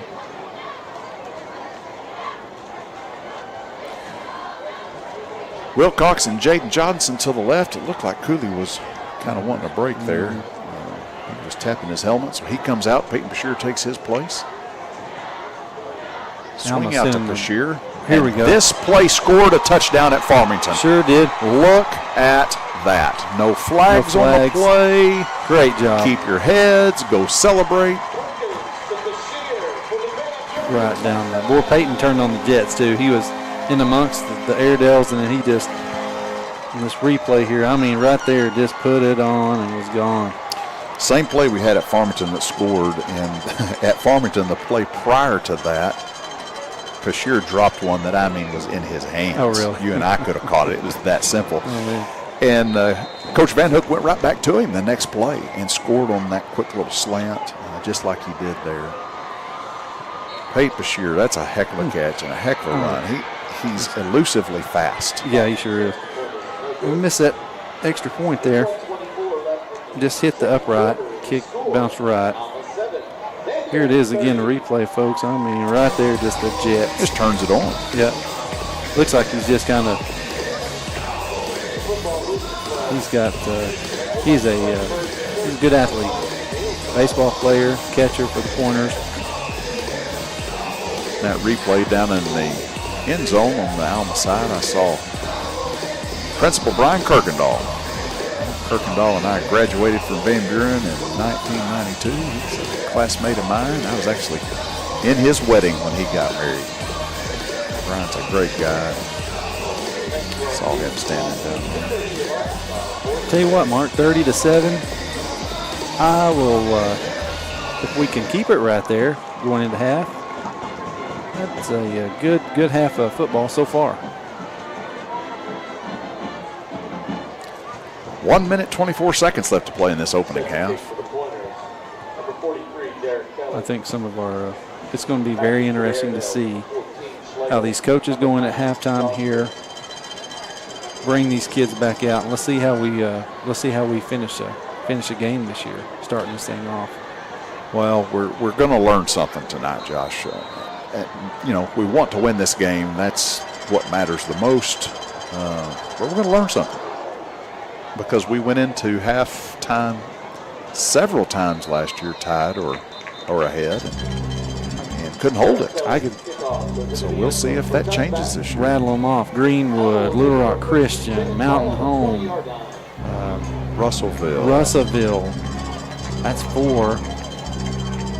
That's 4 off of the top of our heads, and our memories probably aren't that this great. Alma game was pretty close. It got away from us in the second half. There's 5 or 6 games and I had wrote that down in my notes. That was one thing we couldn't do last year, finish the game out.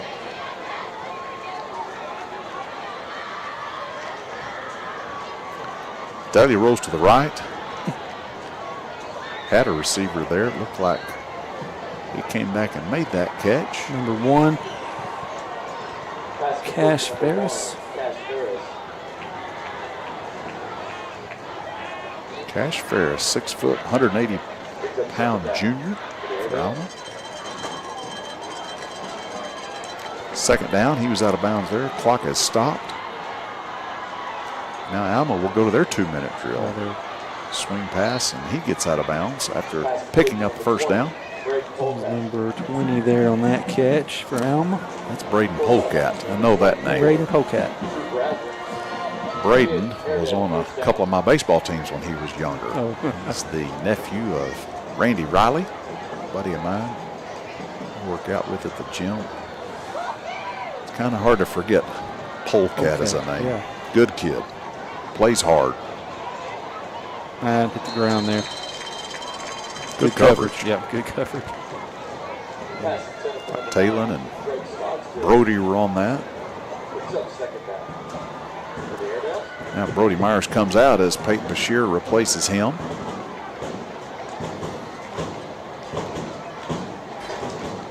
Looks like number 19, Braden Dawes, also in there. 5'11", 175 I was pounds. wondering about him.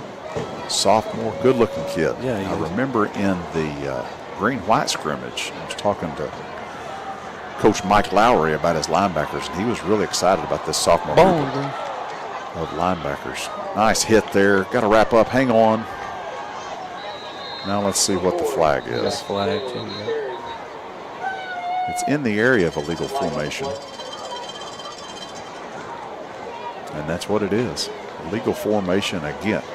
Now, he has the choice right here. He can actually take this or decline it and take the result of the play. Give them, 3rd and 9 if you take that result. And looks like Coach Mo Henry's going to accept that. I believe that's the 4th illegal formation that the Airedales have been called. 5th. Yeah, Illegal 4th or formation. 5th. 5 men in the backfield. Offense. Tell you these, 5-yard penalty from the previous spot. it's the first game for the Second down. referees, first game for the coaches, players, but the referees are getting their work on that one tonight. That's 4 or 5 times they've noticed that, so they are watching that good. I promise you, that's one of those that officials do not want to call. It's a game killer. But they got to get lined up. Yeah. Dudley has some time to throw. Schlegel. And Schlegel makes a fantastic catch there. Coach Mo Henry's wanting offensive pass interference, but that's just one of those where both of those kids were battling. I don't think there was any call there. A little bump from both of them. Maybe a little push off. I'm not sure that I disagree with what he's saying, but that's not a call that you're going to get. Daly's back, being chased. Good pressure And there. dumps it out of bounds. And nice job by That one was going to number Uriah 9. pulling up there. That was Stogsdill. Yeah, I remember him from last year. Yeah, he's been kind of quiet tonight, Josh. He has he's worn a boot. He hurt his ankle in the scrimmage and has been in a boot. He's been practicing, but I wondered if it would affect him, Yeah. and I don't know if that's affected him or not, but they certainly haven't gone to him as much tonight. No. I don't know if we've called his name. Yeah, he looks Second like down, he's- lots of pressure. That's almost a blindside block by number 11, Oh, Izzy. Flag on the play. I just saw that flag come out is in the that a backfield defensive holding there. Yep. down the field there. Would be my guess. That's what that is. Defensive hold, so we'll go 10 yards from that previous Prior to spot. pass. The Holding. result will be a first Defense. down. 10-yard penalty from the 14 previous seconds spot. left to play. First down. I don't think Daly had a chance to get that ball to him. That I think that was number 3, maybe that did that. Yeah.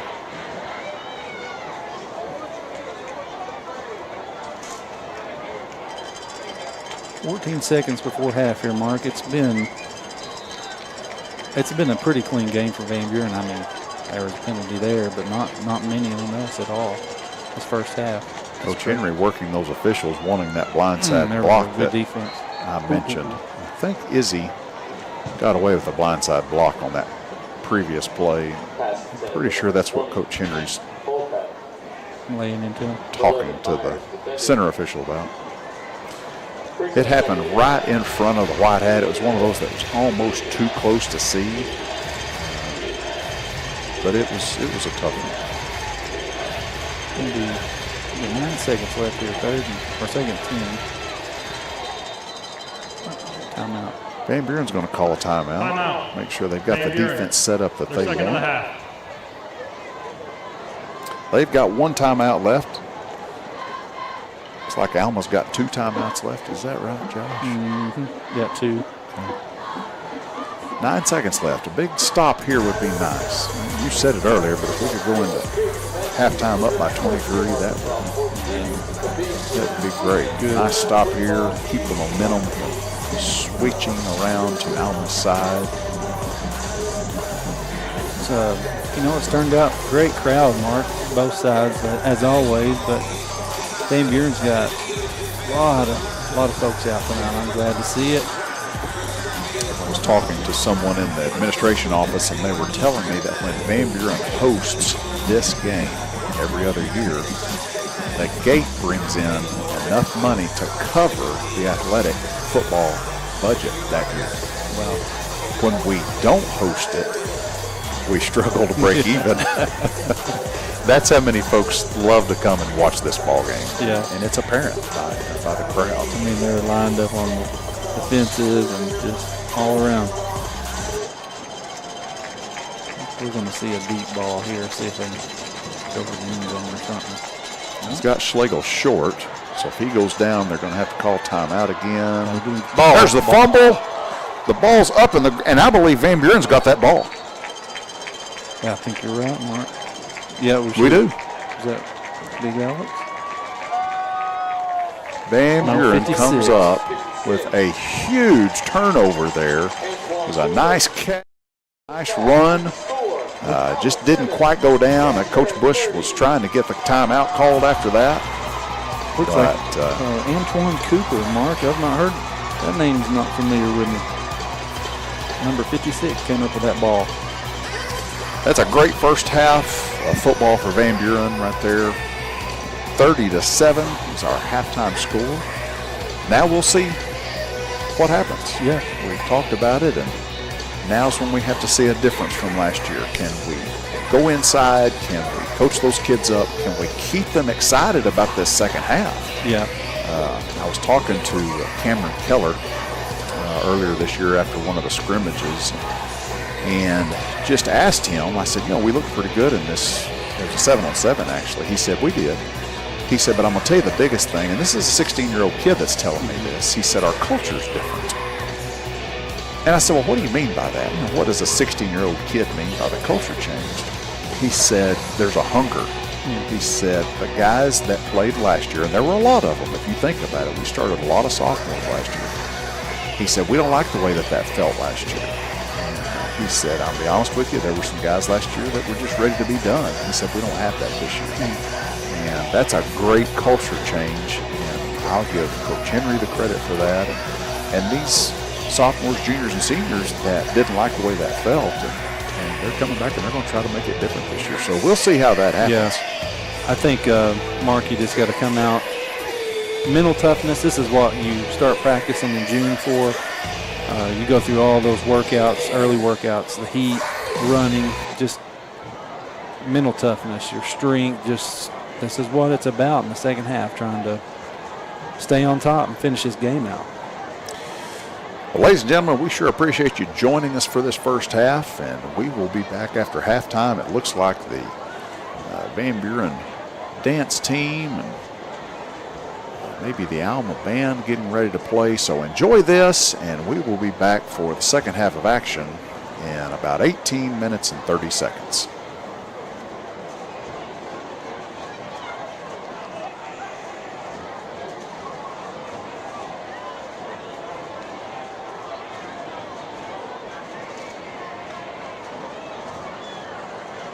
Please welcome to the field your Van Buren Prancer Dance Team.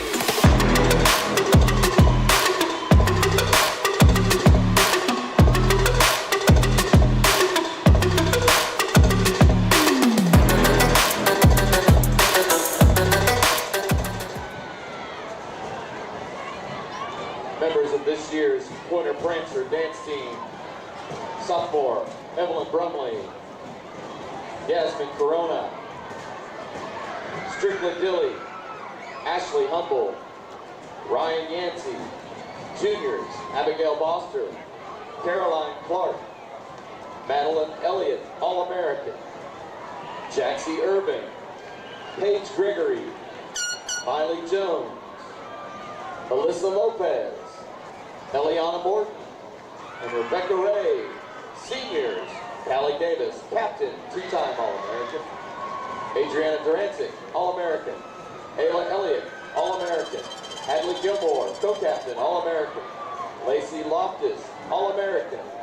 Eva Lloyd, captain, All-American. Nana Patel, All-American. Aubrey Pham, Bailey Smith, All-American. Caroline Weston.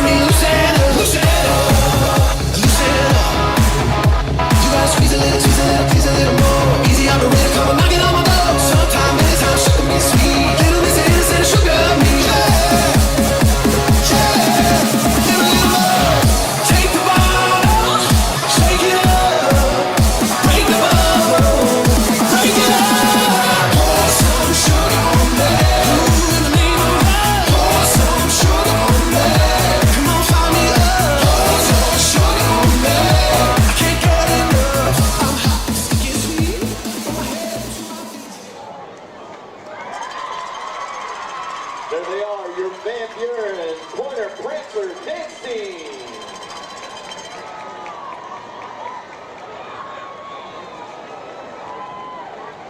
And now, please welcome to the field your Van Buren cheerleaders.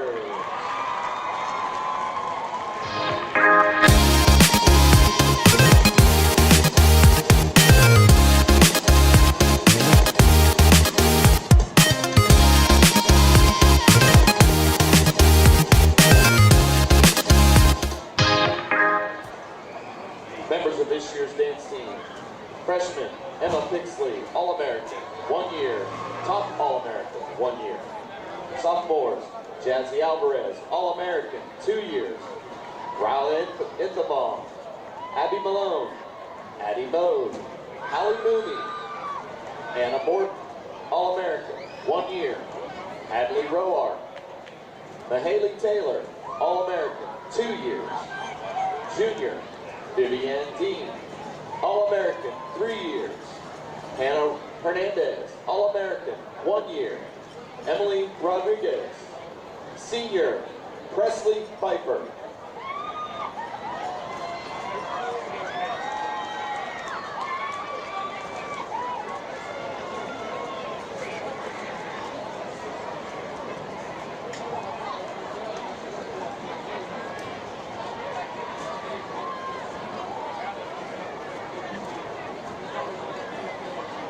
And all she wants to do is dance and make romance.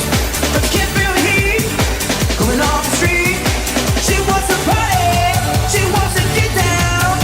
But all she wants to do is dance. Hey! You just wanna touch it, you don't know about us. Maybe you just hit the bug, maybe it's someone new. Yeah, you just wanna touch it. All you from is love. You're just making sure that I'm getting over you. Oh. I see la vida, see, yeah, that's just life, baby. Yeah, I came around and it knocked me down, but I'm back on my feet. I see la vida, see, yeah, that's just life, baby. I was really standing, but now I'm dancing, he's all over me. Ba-da-bum-bum-bum-bum-bum, ba-da-bum-bum-bum-bum-bum, ba-da-bum-bum-bum-bum-bum, ba-da-bum-bum-bum-bum. Yeah. There they are, your Van Buren cheerleaders. Ladies and gentlemen, direct your attention to the north end zone, where two are our Van Buren High School students, Elijah Putnam and Sierra Flynn, will kick field goals for a chance to win $1,000 scholarship to the University of Arkansas, Fort Smith. Both contestants will kick a 20-yard field goal, and whoever successfully kicks the football through the uprights will win the scholarship. If they both make it, we will back them up 5 yards until we have a winner.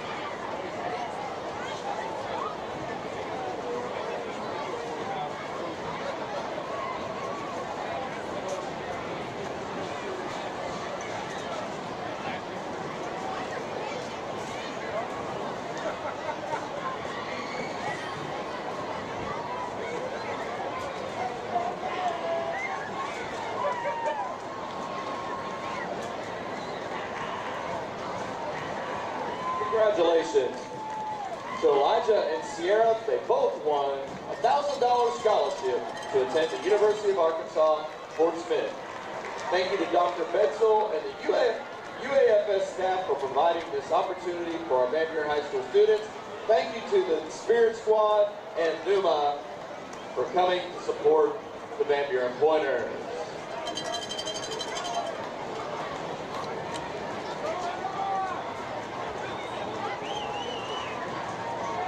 And now, please welcome to the field your state champion Van Buren High School band.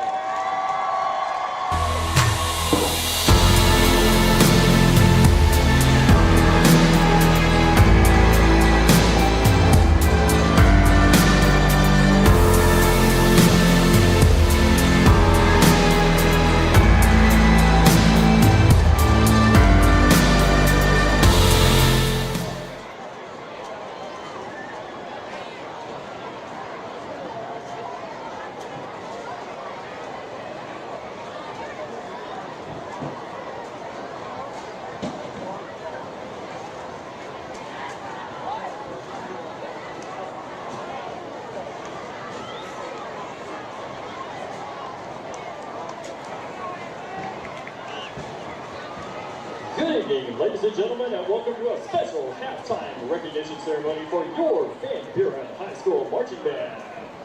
Last year, the Van Buren High School Marching Band completed an historic, undefeated season. The Van Buren High School Marching Band competed at the Arkansas Region 8 Marching Assessment. At that event, the Van Buren High School Marching Band was awarded a unanimous superior rating, the highest award that can be earned at that event, and qualified to compete at the Arkansas State Marching Championship. The Van Buren High School Marching Band competed at the Branson Invitational Marching Championship in Branson, Missouri, where they won Outstanding Color Guard, High Score Visual Effect, High Score Music Effect, Class C Champion, and overall Grand Champion. The Van Buren High School Marching Band competed at the Northwest Arkansas Invitational Marching Championship in Siloam Springs, Arkansas, where they won Outstanding Field Conductors, Outstanding Color Guard, High Score Visual Effect, High Score Music Effect, High Score General Effect, Class C Champion, and overall Grand Championship. And the ultimate achievement came as the Van Buren High School Marching Band traveled to historic War Memorial Stadium in Little Rock to compete at the Arkansas State Marching Championship. At that event, the Van Buren High School Marching Band completed the clean sweep of awards, earning a superior rating as well as taking the High Visual, High Music Caption Awards. We're extremely proud to announce that the Van Buren High School Marching Band also earned the ultimate achievement, and for the 5th time in 6 years was crowned the 2022 Arkansas Class 6A State Marching Champion.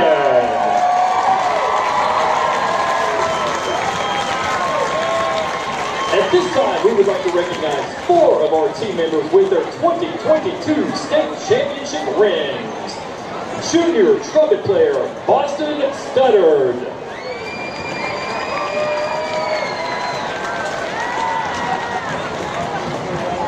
Junior color guard member, Micaiah Devereaux.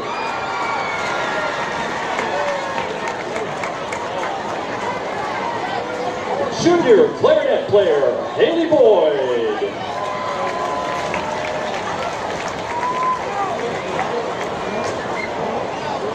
And sophomore percussionist, Trevor Callahan.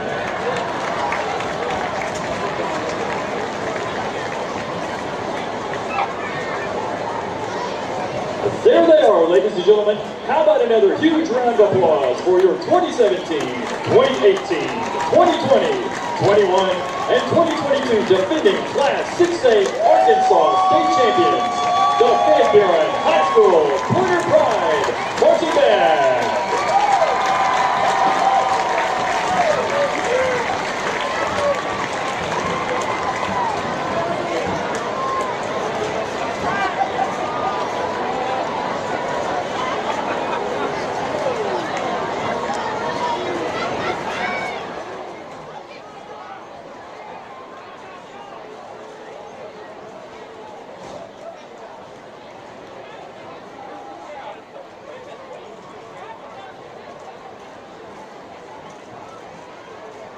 Let's hear one more time for the Van Buren State Champion Band.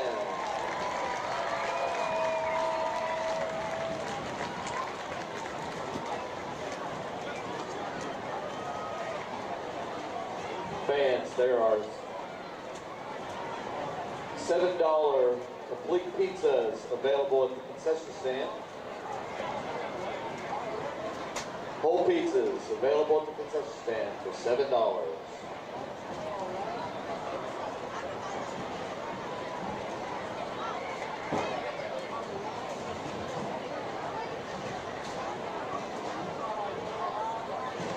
Van Buren High School Football Booster Club would like to thank the following donors for sponsoring meals this year. First Family Dental, Liberty Roofing, Elite Roofing, West Termite, First Star Bank, Crosspoint Insurance, Malone's Mechanical, Van Buren Family Dentistry, Van Buren Physical Therapy, Heartland Dental, Back in Action Chiropractor, Carmart of Van Buren, and thank you to Burns Church for providing the meal tonight.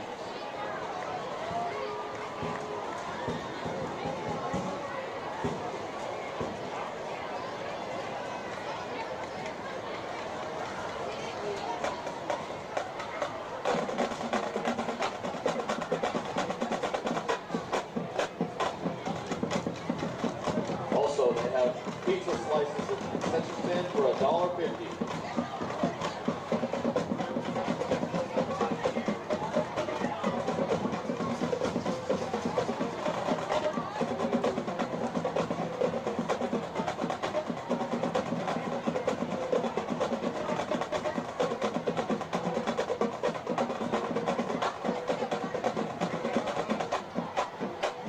Project Graduation 2024 is officially kicked off. Please follow them on Facebook at Van Buren Project Graduation Booster Club and on Instagram, Van_Buren_Project_Graduation. To learn how you can get involved in this graduation celebration, the best one yet.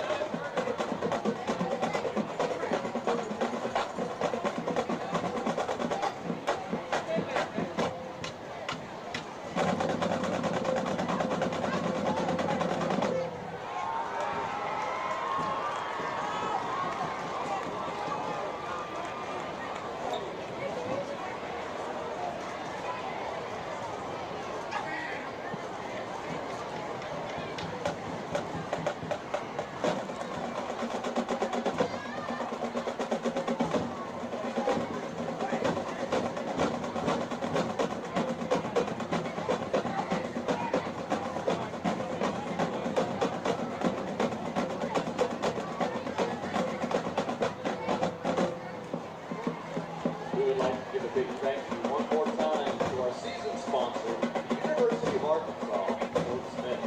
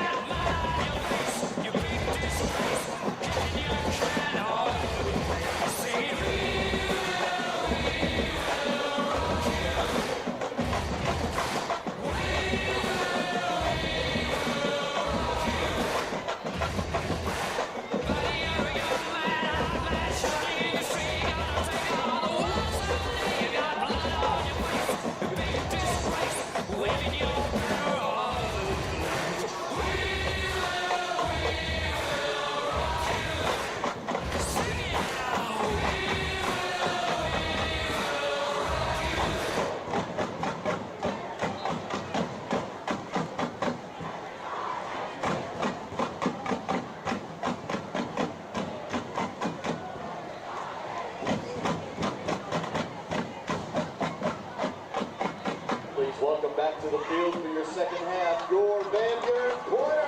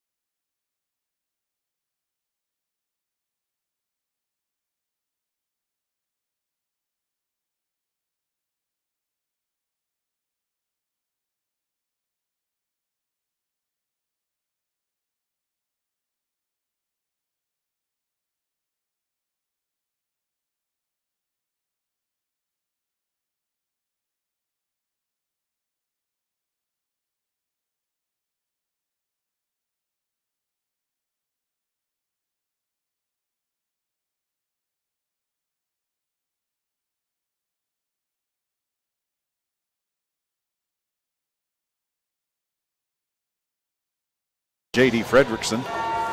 Played on some baseball teams of mine, starting T-ball and coach pitch. And I called Peyton Ricky because he loved Ricky Fowler. And so he would show up to T-ball practice with one of those old Puma hats that Fowler used to wear, and he would wear them. And so he has been dubbed Ricky, and I call him that to this day. And he still wears those Puma hats. Speaking of simulator, our good friend Ethan McKenzie, Coach McKenzie, he thought he could get us into that simulator, but I haven't been invited yet. My feelings hurt. I'll tell you what, I haven't got to go hit on it yet, but I'm part of a group called Business Connections. It's just some business leaders, and we get together a couple times a month. Dustin Booth kind of runs that, and Drew Cohn's part of that group, and so we got to tour that, and it is unbelievable. The entire facility is fantastic, and we recognize Coach Jeff Coat, or Dr. Jeff Coat. One of his things is if it can benefit multiple people, he's going to find the money for it. That's what I was going to say, Mark. I mentioned golf, but the track team can go in there. Softball, baseball, the band, golf, of course. Anybody can. That's in a athletic event. Van Buren High School can probably go in there and train of some sort, some way. And yeah, you're right, Dr. Jeffcoat. Taking care of the pointers here in the athletic department. As Alma tees it up to kick it off, Van Buren will receive in this second half to start it off. Give you a few stats from the first half. Bryce Perkins, 256 total yards. He was 13 of 20. There's a little pooch kit that bounces around. Cameron Keller fields that and picks up a few yards on that. Just scooped it up there. So Bryce was 13 for 20 for 256 yards. Peyton Pashier, 92 yards, 2 touchdowns. Trenton Cooley, 92 yards. Cameron Keller, 25 yards and a touchdown. So very productive half there by the Pointers. I appreciate Harold McIlvain for those stats. Harold's up here tonight, and George Mitchell's up here. Leland Barkley's up here. Lots of media folks to watch the Battle of the Bone. We appreciate them being here. First possession of the second half for Van Buren. Elijah Johnson goes in motion to the far side. Perkins takes the snap, and he's looking up top to Cooley. And he's got Cooley over the top of the defender. What a catch. Cooley will score on a huge play. We're going to test our replay guys' abilities here. That, I would love to see that catch because he took it right. Well, yeah, here we go. Boy, I mean, just grabbed it right over him. Kept his balance, came down. Sometimes, Mark, you're looking for the ball and you kind of go up and lose that balance, but stayed solid and scored the touchdown. That is a great play. I got a text from a former coach, friend of ours, and he said now they just need to keep their foot on it. Keep your foot on the throttle. Don't give up. Don't let up. And so far that's happened. That's one of the changes that we needed to see from last year, and can't just tell from one possession, but I'll tell you what, it's a great way to start the second half, Josh. A huge play. That I was trying to add up and see how many. That was not quite 80 yards because I think we started inside the 20, but that had to have been a 72, 73-yard play. Yeah. That Cooley scored on. I mean, what a way to come out and start a half there, Mark. We talked about it, and it's time to see. All right, was defense. See what the defense can do here, and I'm sure Alma's fired up and ready to put some points on the board. But that right there can deflate a bubble.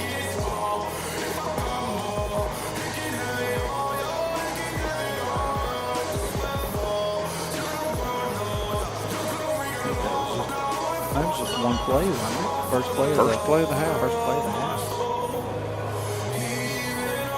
Derek Kelly getting set to kick off. He will get the ball from back judge Richard Smith, who trots off the field.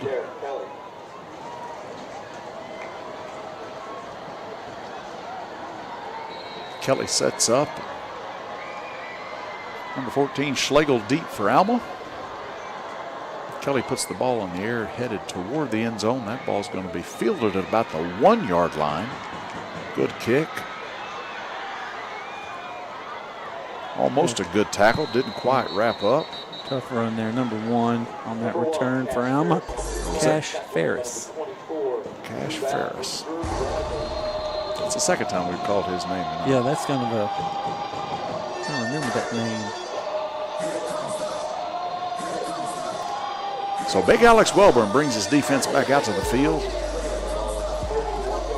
He's got number 72, John Alexander, next to him.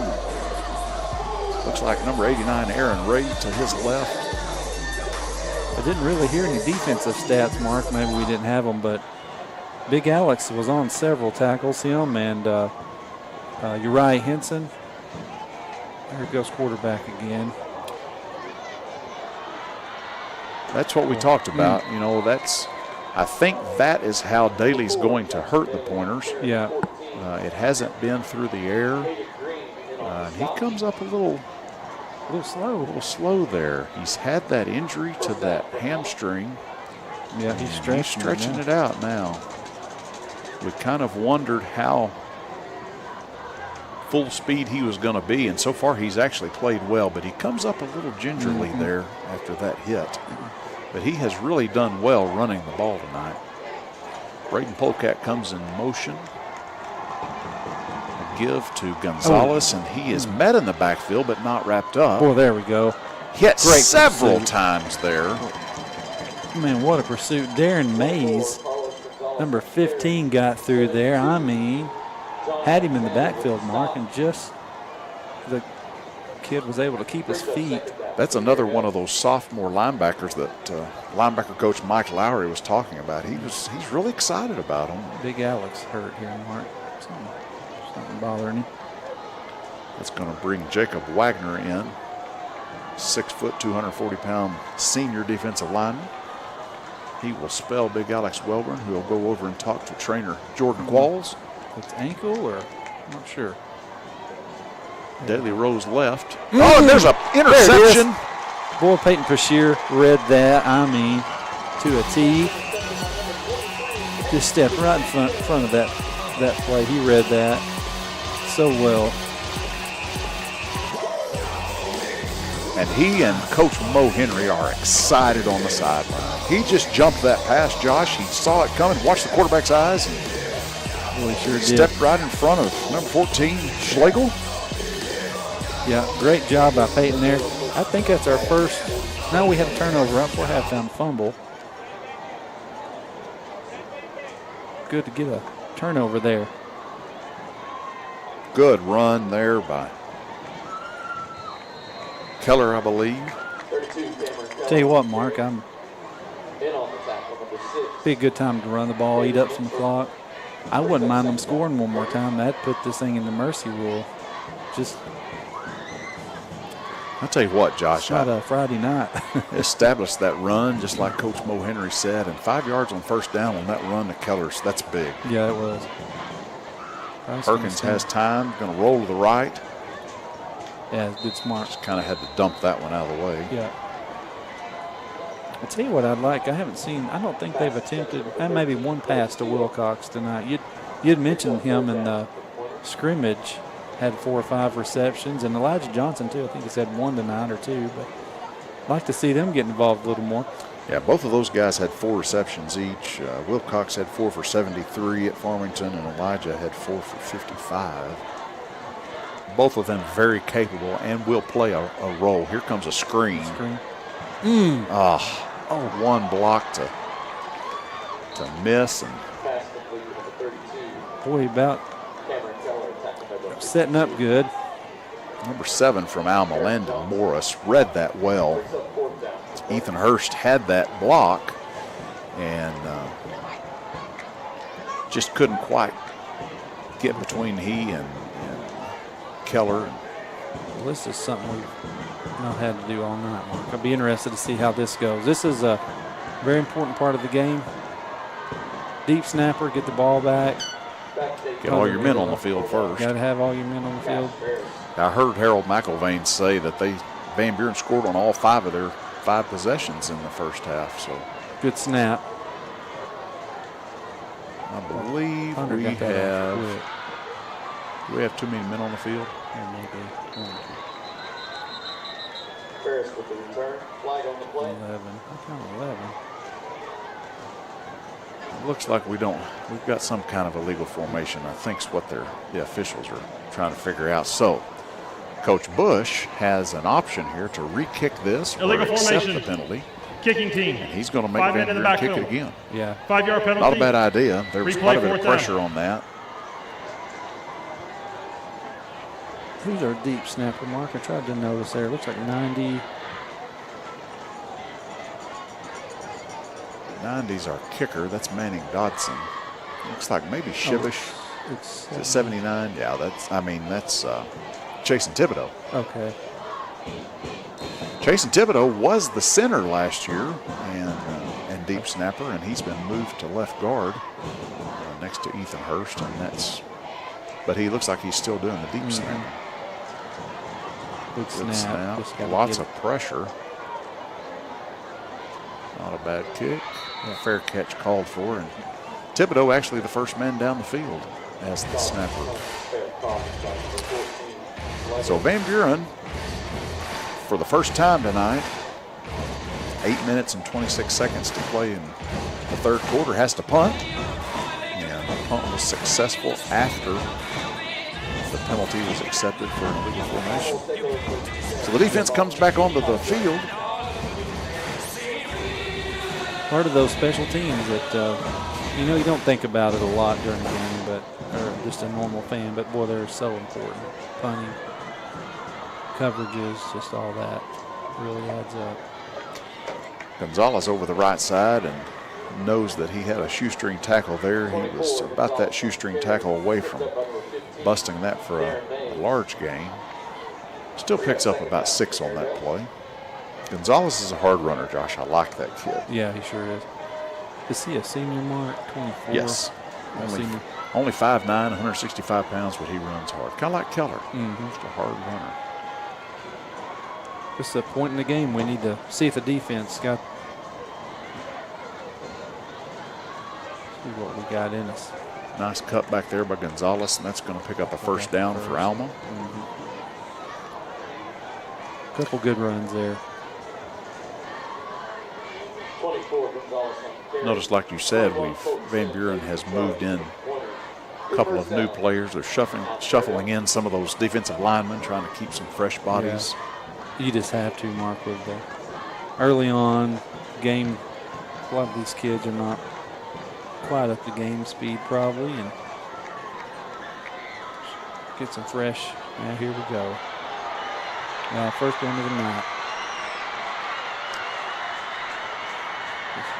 That has potentially been there all night long, Josh. That kid just runs hard, and he was a busted assignment away from breaking one of those. And Looked like our linebacker might have fallen down there and just missed that tackle, but yeah, that's fortunately that's the first time he's done that tonight. So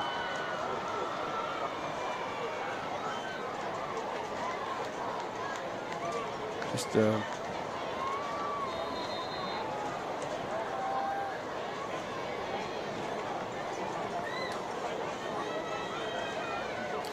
Caden Minshall on for the PAT for Alma.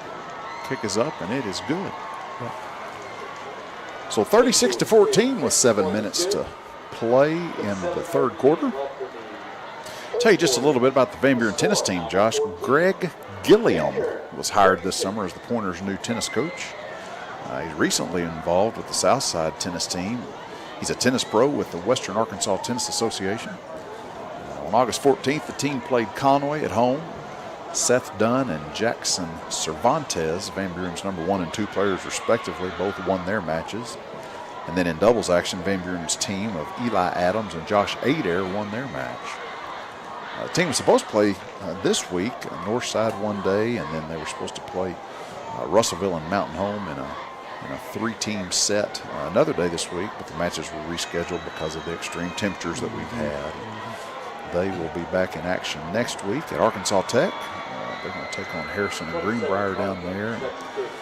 We wish them the best of luck. And the boys are actually trying. They're going to try to win 3 conference championships in a row. So wow, yeah, that's good luck to those guys. to them. Keller receives that kick, and he gets past the 30 up to about the. Had a good burst of momentum there and just kind of got stood up. I thought we were fixing to see a bigger return than that. All right, Mark, this is it right here. We need to come out. It seemed like that last drive for Van Buren, we ran the ball a little more than we've been. I did say I'd like to see him run the ball, but then I don't know. I don't think you can take your foot off the gas. Yep, I agree. I agree. Just go with what you've been doing all night. Quick hitters, get the ball down the field. Phillip Steele, Jaden Johnson, and Elijah Johnson split to the right side. Perkins is going to give to Keller. Keller with a nice gain. About 5. 32 Keller on the carry. Boy, he runs hard. Byron Standridge with the stop. Brings up second down. The Pointers. Same formation. And we're going to have a timeout. Timeout. Coach Alma. Rusty Bush, The first of the half. in his 4th season with the Alma Airedales, calls a timeout. That number 7 for Alma. I think he got hurt earlier on these cranes. So having some issues. Just got a text from Coach Brock May. Coach May said he just got through with a junior high game and turned on the live stream. Loves to see that the Pointers are killing the Airedales. We sure do miss you, Coach May. He is up at Batesville now, Batesville South Side. Great guy. He is, Josh, Brock May is the one who got Ethan Hurst excited about football. He was Ethan's 6th grade PE coach. Ethan had never played football. He got all excited about it. So we miss Coach May and He wish him the best of coached luck. my son Presley too, as he was I think it was 8th grade year, I believe, and Presley loved him too. Great run there behind Ethan Hurst. We were just talking about him. He had a good block on that. Cameron Keller picks up a nice gain. Yeah, you can kind of see it seems like the coaches we're going to pound and ground a little bit here grind it out a little bit on the ground, looks like. There we go, Nice Elijah. catch to Elijah Johnson. Hang on to it there. Good job. Perkins pass complete to number It'll be about 2nd and 3. Elijah Johnson. Tackle made by number 20. Such a big target there, Mark. I mean, it's kind of dangerous for Elijah to reach up Official to go tall timeout. kid, but it's a Injured player. good target. I wasn't going to say this earlier. I thought it. I wasn't going to say it out loud, but my thought was we haven't had a cramp yet. And we just had our first stoppage in play due to a cramp. Number 1 from Alma, that's Cash Ferris. The first cramp of the night. You know more coming. You know more coming, yeah. 2nd down and 3. Keller with the give. Nice hole on that left side. Great run. I think I could run through that hole. I think. I don't know. I can't run anymore. But It's just good to see that. I'm telling Yeah. you, Josh, that was one thing that I was worried about after the Farmington scrimmages. We just didn't run the ball. Now, we busted a few plays. It wasn't that we were just totally dry with the run game, but it just wasn't what it needed to be, and it Right. has really looked good tonight. yeah, it sure does. 1st and 10. Pulled them out there. Nice play by Bryce Perkins. Great fake. Faked me out. I Looked thought like we Keller had it pulled coming around his end. 75 and I don't know the other number. Both pulled From out. the right side, so that was a 75 Mingabar and and 69. Mingabar and Thompson. That's Yeah. those 2 sophomores. Right. Well, they led a good push there. Good drive here, Mark. put another score on the board would be good. Good cut by Keller. I'll tell you what, Josh, right now, the offensive line just got 5 of those 8 yards for that back. We blew them off the line. I just happened to be watching our monitor. One thing when I'm doing these broadcasts, I don't get to watch my son, and so I thought, well, I'm going to be determined. I'm going to watch the offensive line right here rather than the ball, and we blew them off the line. That's big for this young, inexperienced line. Boy, there's another one. Yeah, just getting out. And Keller just continues to run. Such heart from that kid. 32, Cameron Keller. This is when you see the conditioning mark paying off, the summer workouts, when you can grind it out. The legs keep churning by Cameron, just keep going. This is where that hard work pays off right here. Keller's going to come off the field now. Philip Steele, 13, replaces him. I mentioned Philip several times tonight. 6 foot, 165-pound sophomore. And looks like Colton Sims is in the backfield, and he's going to get the handoff there. Nice play by number 3, Byron Standridge. Makes that tackle after Colton picked up a couple. Second down and goal from about the 5-yard line.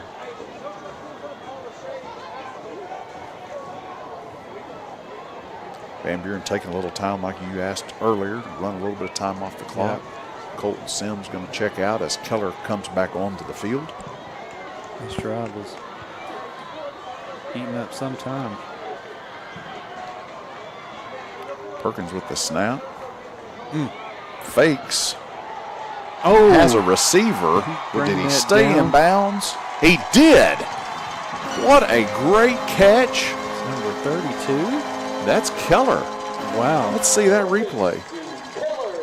Boy, that's a great catch. Wow. That's a great catch, and it's a great call by that official. Yeah. He stayed with it. Boy, he's got a great view right there. Nice job. Great all around. Gets 1 foot down. That's all you have to have in high school. Great concentration. Nice job by Perkins to avoid the pressure and hang in there. You and I talked about this. It's something I saw at Farmington. He's not there's a fire call on a bad snap, and we're going to be brought down on that one. How many had he first issue of the night?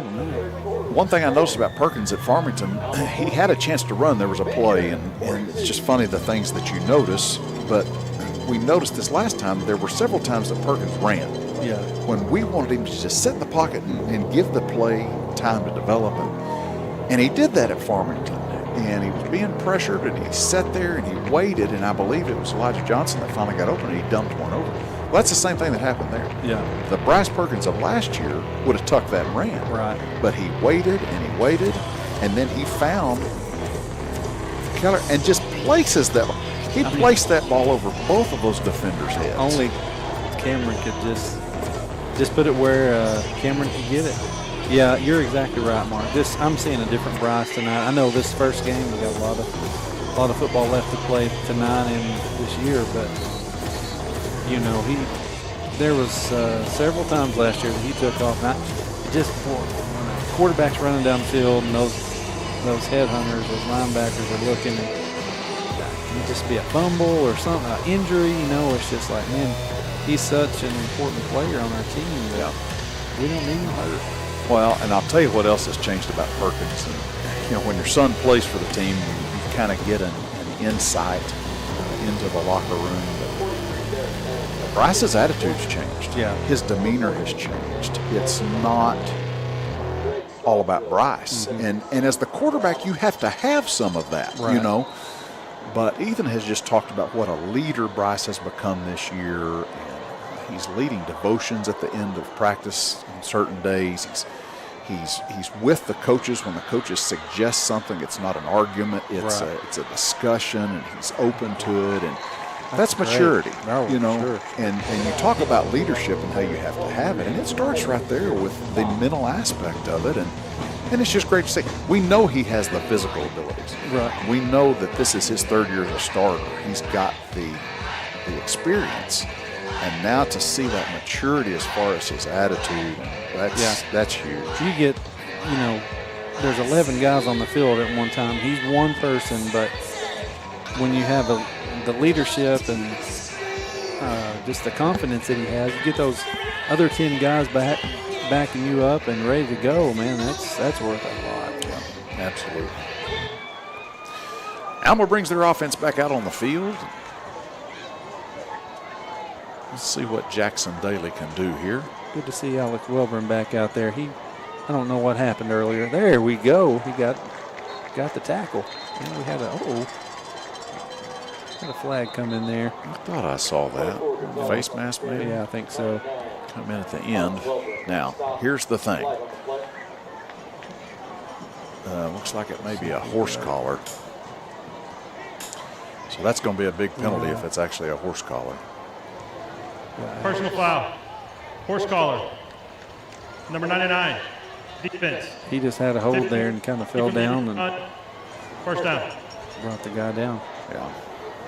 That's a safety rule. Those horse collars are safety rules. And that's why they penalize you 15 yards on those. So Alma benefits there from the penalty. 1st and 10 from their 35. Looks like we're going to bring a blitz. Offense, I think. And the blitz attempt caused a receiver on the outside to jump. 5-yard penalty, still first down. That penalty was one of those receivers. I mentioned this last year, Josh, that used to drive head coach Gary Autry absolutely berserk when those receivers would jump off sides. I mean, I played a little bit of receiver. You're supposed to watch that ball, and I don't know, it's easier said than done. Here comes the pressure again. One-on-one. Oh, that's a great move.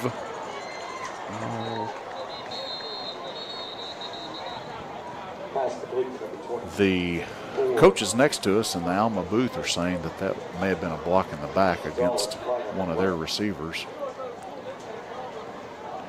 Yeah, Van Buren's pointing that way. I missed it. We'll see. Blindside block 20. 21.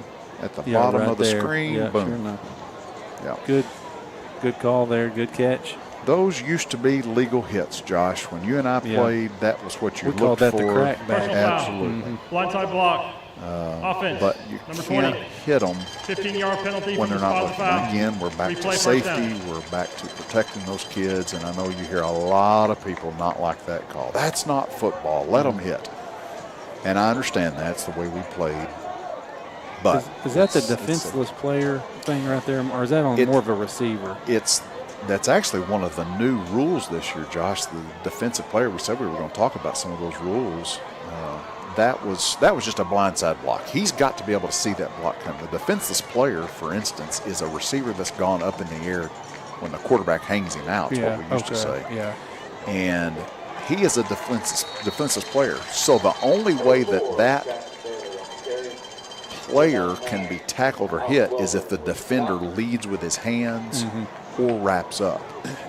If the receiver's up in the air to catch that pass and the defender comes in with his shoulder, launches, that's where the defenseless player comes in. Van Buren switching some players in. Number 19, Dawes comes back in the game. Boy, I could see Evans comes out. I could see that one being, when you're refereeing, Mark, I could just see a coach like, oh, he was defenseless. If a guy comes in with the hands or something, I could see that being a. Now we're getting some extracurricular back here. Probably going to be a two-way.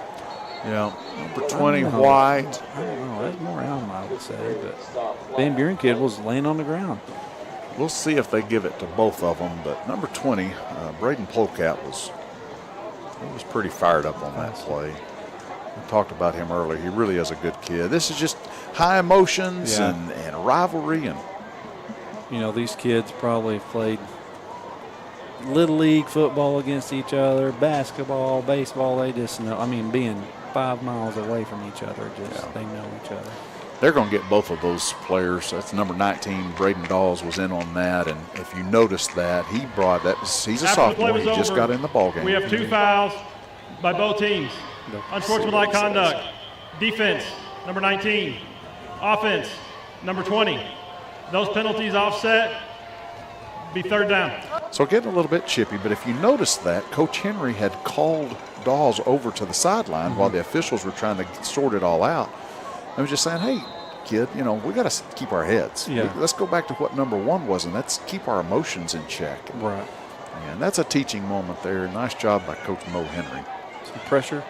Ooh, 89. Oh, good hit. Good hit. Daly's hit hard.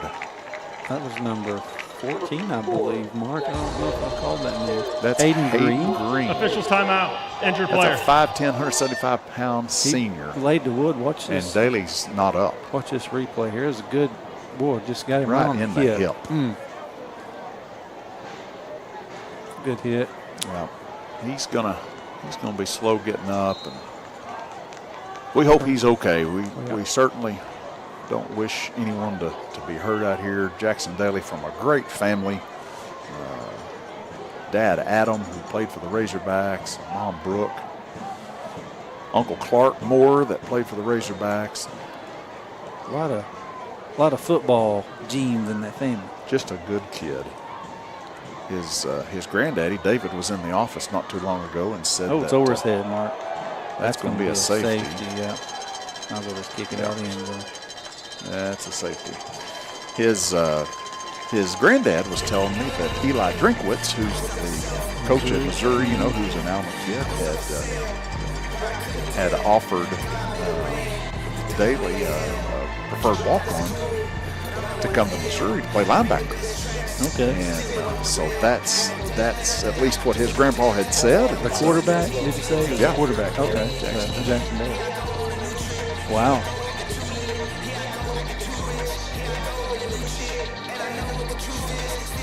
Well, there's another one of those special team mistakes going in our favor. You just deep snapper is a very important piece of his puzzle.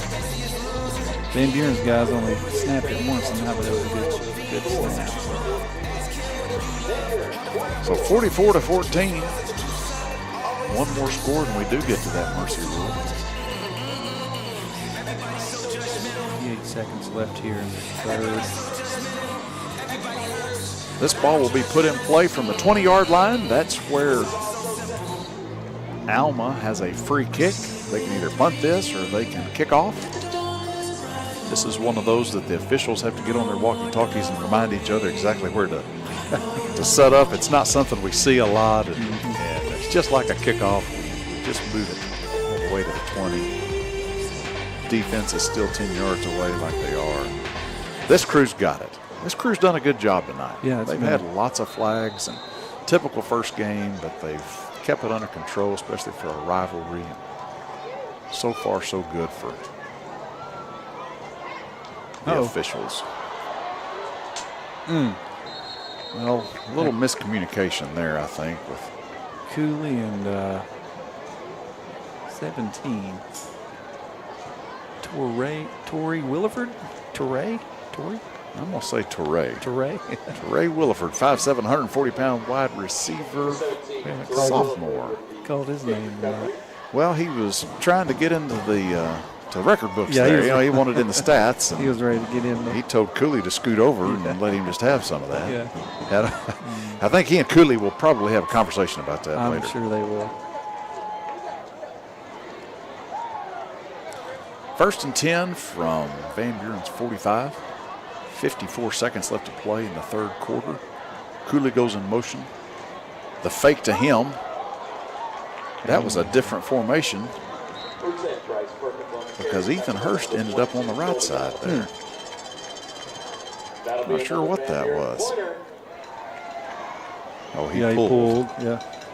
He and Thibodeau pulled and led through there. And looking for somebody to hit, wasn't he? Good play. Well, the replay is so nice this year.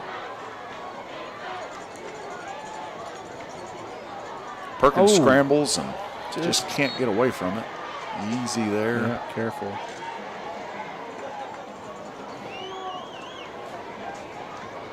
Alma gets some good pressure on that one. We'll bring up a second and forever. 15, 16 yards. Don't let this run out here.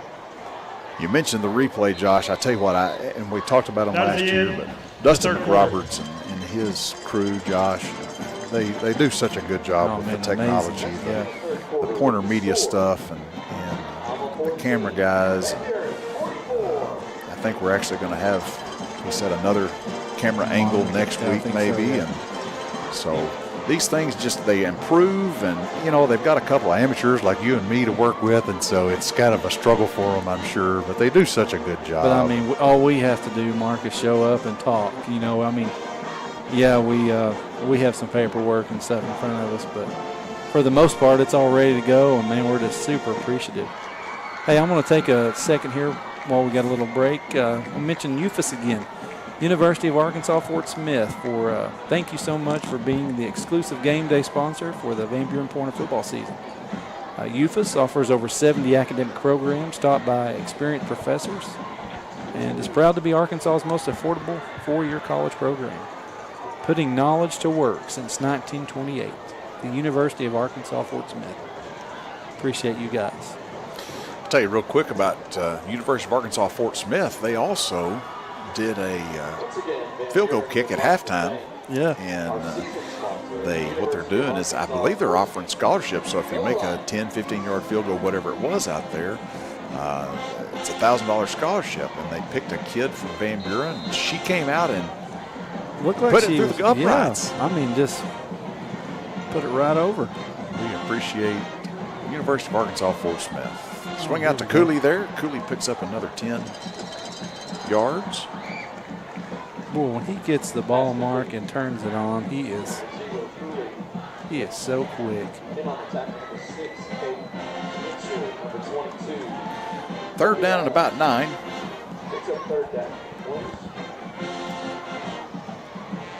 The receivers switch sides. Steele and Cooley. Cooley's a little gingerly. I think he was stretching out his calf there. Might have been cramping a tad. Perkins is going to change the play here. Boy, this. Quick hitter. There we go. Jaden Johnson, number 2. Boy, what a good pass, good catch. Oh, there it is. No cramp. We're going to have one of those Official timeout. humidity timeouts. Injured I player. Got Jordan out on the field, our trainer and a helper. Well, they're just going to get Jaden off the field. Those heat and humidities are supposed to come at dead ball periods, so I bet that Colby Berna has decided to not stop Coach Henry's drive. Let them continue.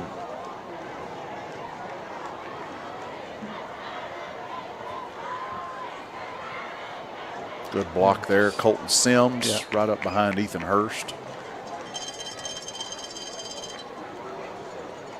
Nice play there. Nice pickup of 5 yards, 4.5, 5 yards. Jackson Mitchell brings up second down. Waters. Yeah, the push on the left side, the whole offensive line's done great tonight, but it's been majority of our better runs have been on the left side.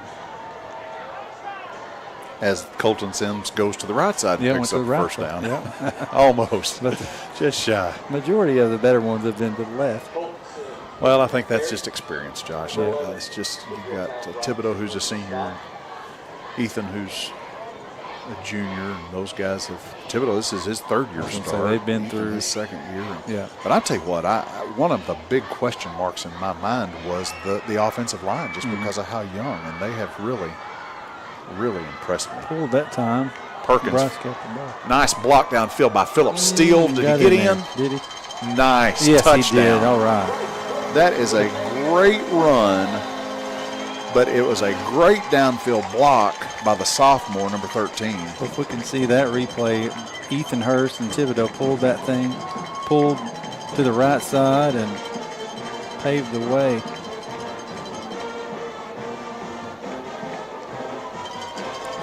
Great block downfield.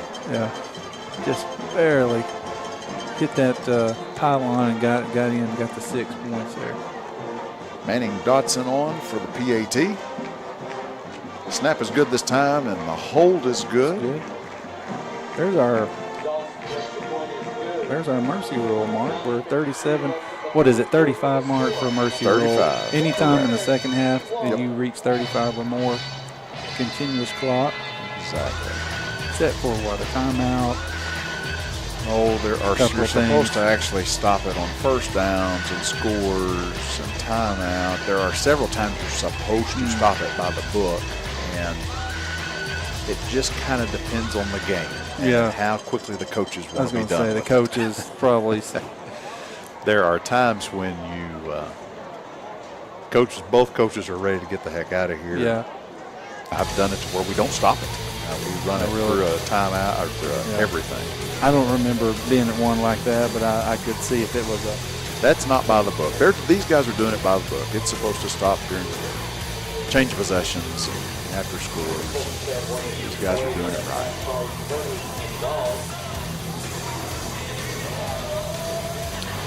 Well, just like we talked about, Mark, from the get-go, we knew Van Buren was going to score some points. And 51 so far. Defense has played great. We had one. Alma had one big run on us, but for the majority of this game, the defense has played well.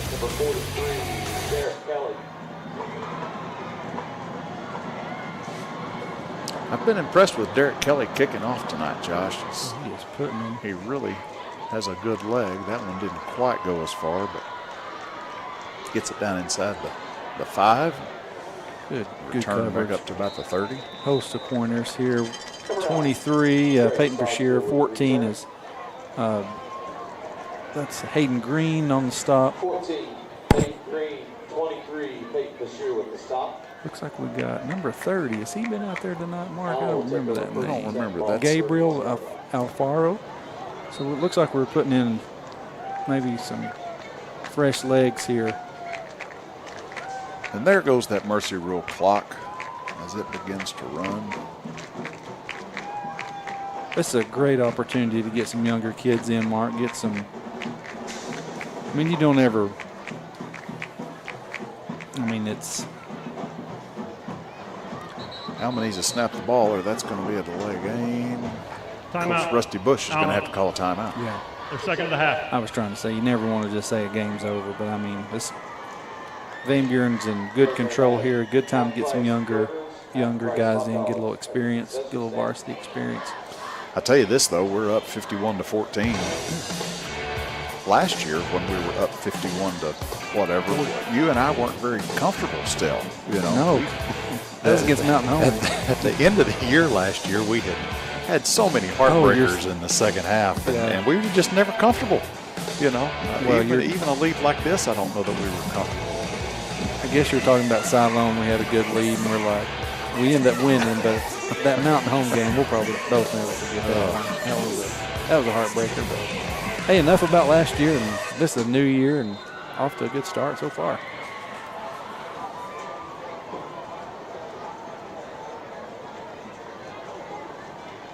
Daly back out at quarterback for Alma. It's good to see that. I kind of wondered after he took the hit.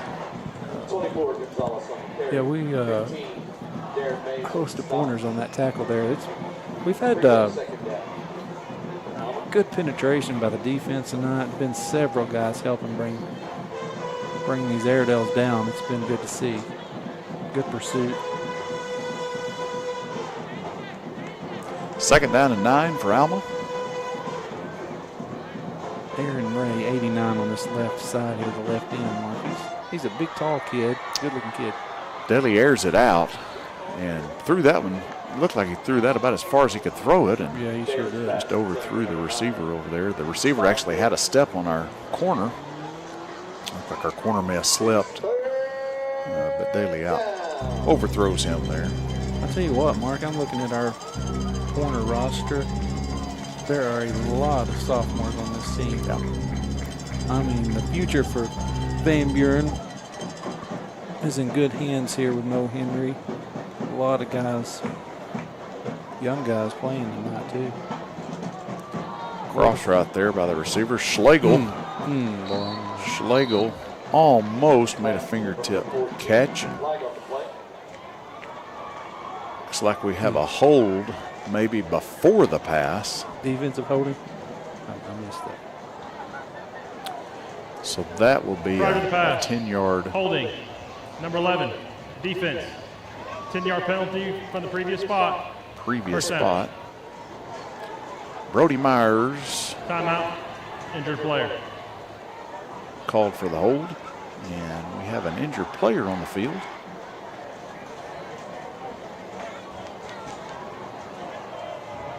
This is one of those times where they will get extra water to the guys. The trainers come out and do their jobs there. I can't see who the injured player is on the other side. They're huddled around him. Hopefully just a cramp. Hopefully it's nothing serious. This time of the game, that's when those things start to happen. We sure do appreciate those of you joining us tonight. Had several texts talking about how glad you are that we're bringing the live stream again this year. We appreciate everybody listening and the compliments that you're sending. We're glad to be along here. We're also glad to have University of Arkansas Fort Smith as our exclusive game day sponsor for the football season. Appreciate those guys. Enjoy. It's fun to go to these games, Mark. It just brings back the good old days. But I really enjoy watching football and talking about it. Don't get to do that a lot. Sitting around the house, but looked like a hold there on number 7, but didn't get it. I'm not sure what Daly was looking at right there. He had his receiver that had several steps on our defensive back and just couldn't quite let it go. But picks up a first down nonetheless. We have a lot of good opponents that you guys will get to watch this year. We're going to Pulaski Academy. We got Little Rock Christian coming here. We got Lake Hamilton on the road. Several great games this year to tune into. Greenwood, just speak of some of them. Daly, lots of time. That's the same play, I think. They've run that wheel route, and that looks like maybe That's number 9. Izzy. Number 9. Caden Webb. I think it was on number 9. the defense there. Israel Towns Robinson on that reception. Yeah, we got Southside next week, Josh. I was talking to Leland Barkley before the broadcast, and he expects Southside to compete for a 7A West title. He said that he expects them to be 1 or 2 in that conference. Wow. Got those 2 huge offensive linemen. Berna's one of them, and I'm talking about 6'7", 310, huge, you know. A lot of those kids back from last year for head coach Kim Dameron over at Southside. And they'll come to Blakemore Field next week. We'll find out a little bit more about them tomorrow night, too. They play Southside-Northside battle tomorrow. And had a gentleman in my Sunday school class last Sunday as a coach at Northside, and talking about his kids. Going to be a young group, kind of like Van Buren, a bunch of sophomores, but always talented over there at Northside. So he was, optimistic about the season. So we'll see how that game goes tomorrow. That was a nice defensive play right there by Brady Perkins, who's younger brother of Bryce Perkins. He was defending that play right there. Yeah, the Battle of Rogers Avenue tomorrow, Northside and Southside. I would say one of the best rivalries in the state, Josh. Van Buren Alma has to be up there, but Northside, Southside's a big one. I'm not sure where that game is, Mark. You know? I didn't see where that was this year. Alma pushes it across the goal line there. Number 24, I think, Carlos Gonzalez on the score. I really do think, Mark, we've got a bunch of guys out there that younger guys probably haven't seen much experience tonight or much playing time. It's a good time to get them in there. You mentioned that earlier. It's good to get them some snaps, get them in ball games. Coach Henry was talking at the parent meeting a couple of weeks ago how they're really going to run a full schedule for JV this year. They want to get those kids a bunch of games and snaps, and they didn't have as many games last year, didn't have players, had to cancel some of those, but he said one of his goals this year is to run a full JV schedule and get those kids some looks. It'd be great to have that. I remember when my son was in 10th grade, I think they probably played 5 to 6 JV games, you know, so that was 3 years ago, but we'll also have our middle school and 9th grade academy starting next week. I was talking to your brother-in-law, Drew Deffenbaugh, at the gym one day this week, and he said they go play the Poto Pirates next week. Northridge does. I'm excited for Drew and his group. We were talking last weekend. Boy's got a bunch of 7th graders out, got a big group of 8th graders. So, you know, the future, and I think Butterfield actually has a pretty good turnout too, Mark. So it's future of Van Buren football looking bright, you know, getting these kids, and you said it earlier, getting these dubs, as the kids say, getting these wins makes a huge difference in enthusiasm of football. Get on that ball. Hey, that's a really good kick, and Alma may have that ball. Got that. That's a really good kick. Yeah, they did. Van Buren was set up for the onside kick. The officials were expecting, everybody was expecting it, but rather than just a normal onside, they pooch kicked that to no man's land. There was no receiver there, and you know how the football does when it's bouncing like that. There's no telling where it's going to go, and we just couldn't recover. We had a pointer he was on it, but the ball slipped away, squirted out. I'm sure there's ample supply of sweat. It's hot, humid night.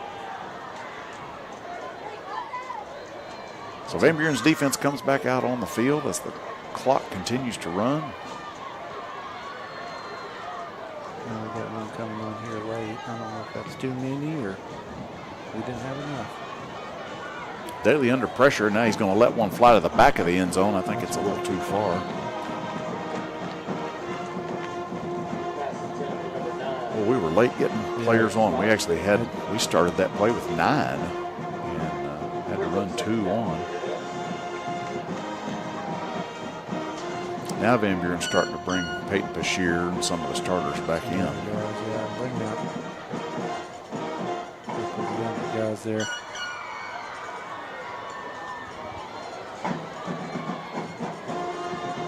Second 10 for Alma. Let me ask you this, Mark. Once you hit mercy rule, does it keep going even though when you get under the 35? I wasn't sure. Alma could come back and take the lead, but you continue with the fast clock. Cramp there, number 14. That's Schlegel. I hope that's just a cramp. He is really looking like he's in pain over there. Yeah.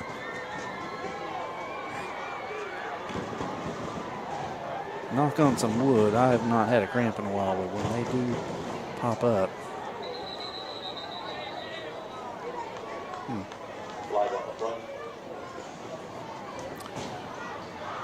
Well, our corner lined up off sides there. It's not encroachment. What you want to do. Number 25, defense. 5-yard penalty, still third down. Third and 1. Run clock. I'm not sure why the clock has stopped there.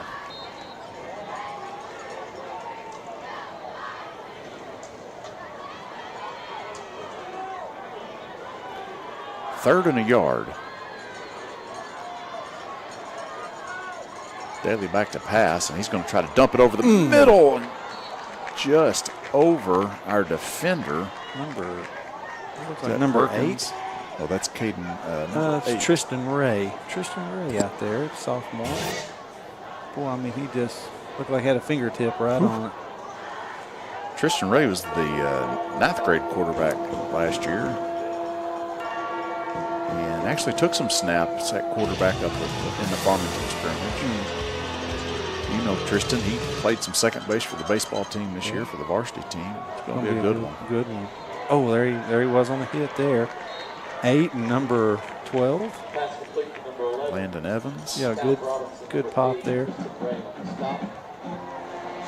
Hey, good character building situation right here, Mark. Let's keep him out of the end zone.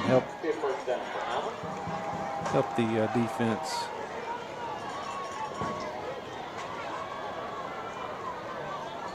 Keep their confidence up. Low pass there. Daly looking for Stogsdill on that pass. Drake Stogsdill. We really haven't called his name much tonight, Josh. No. That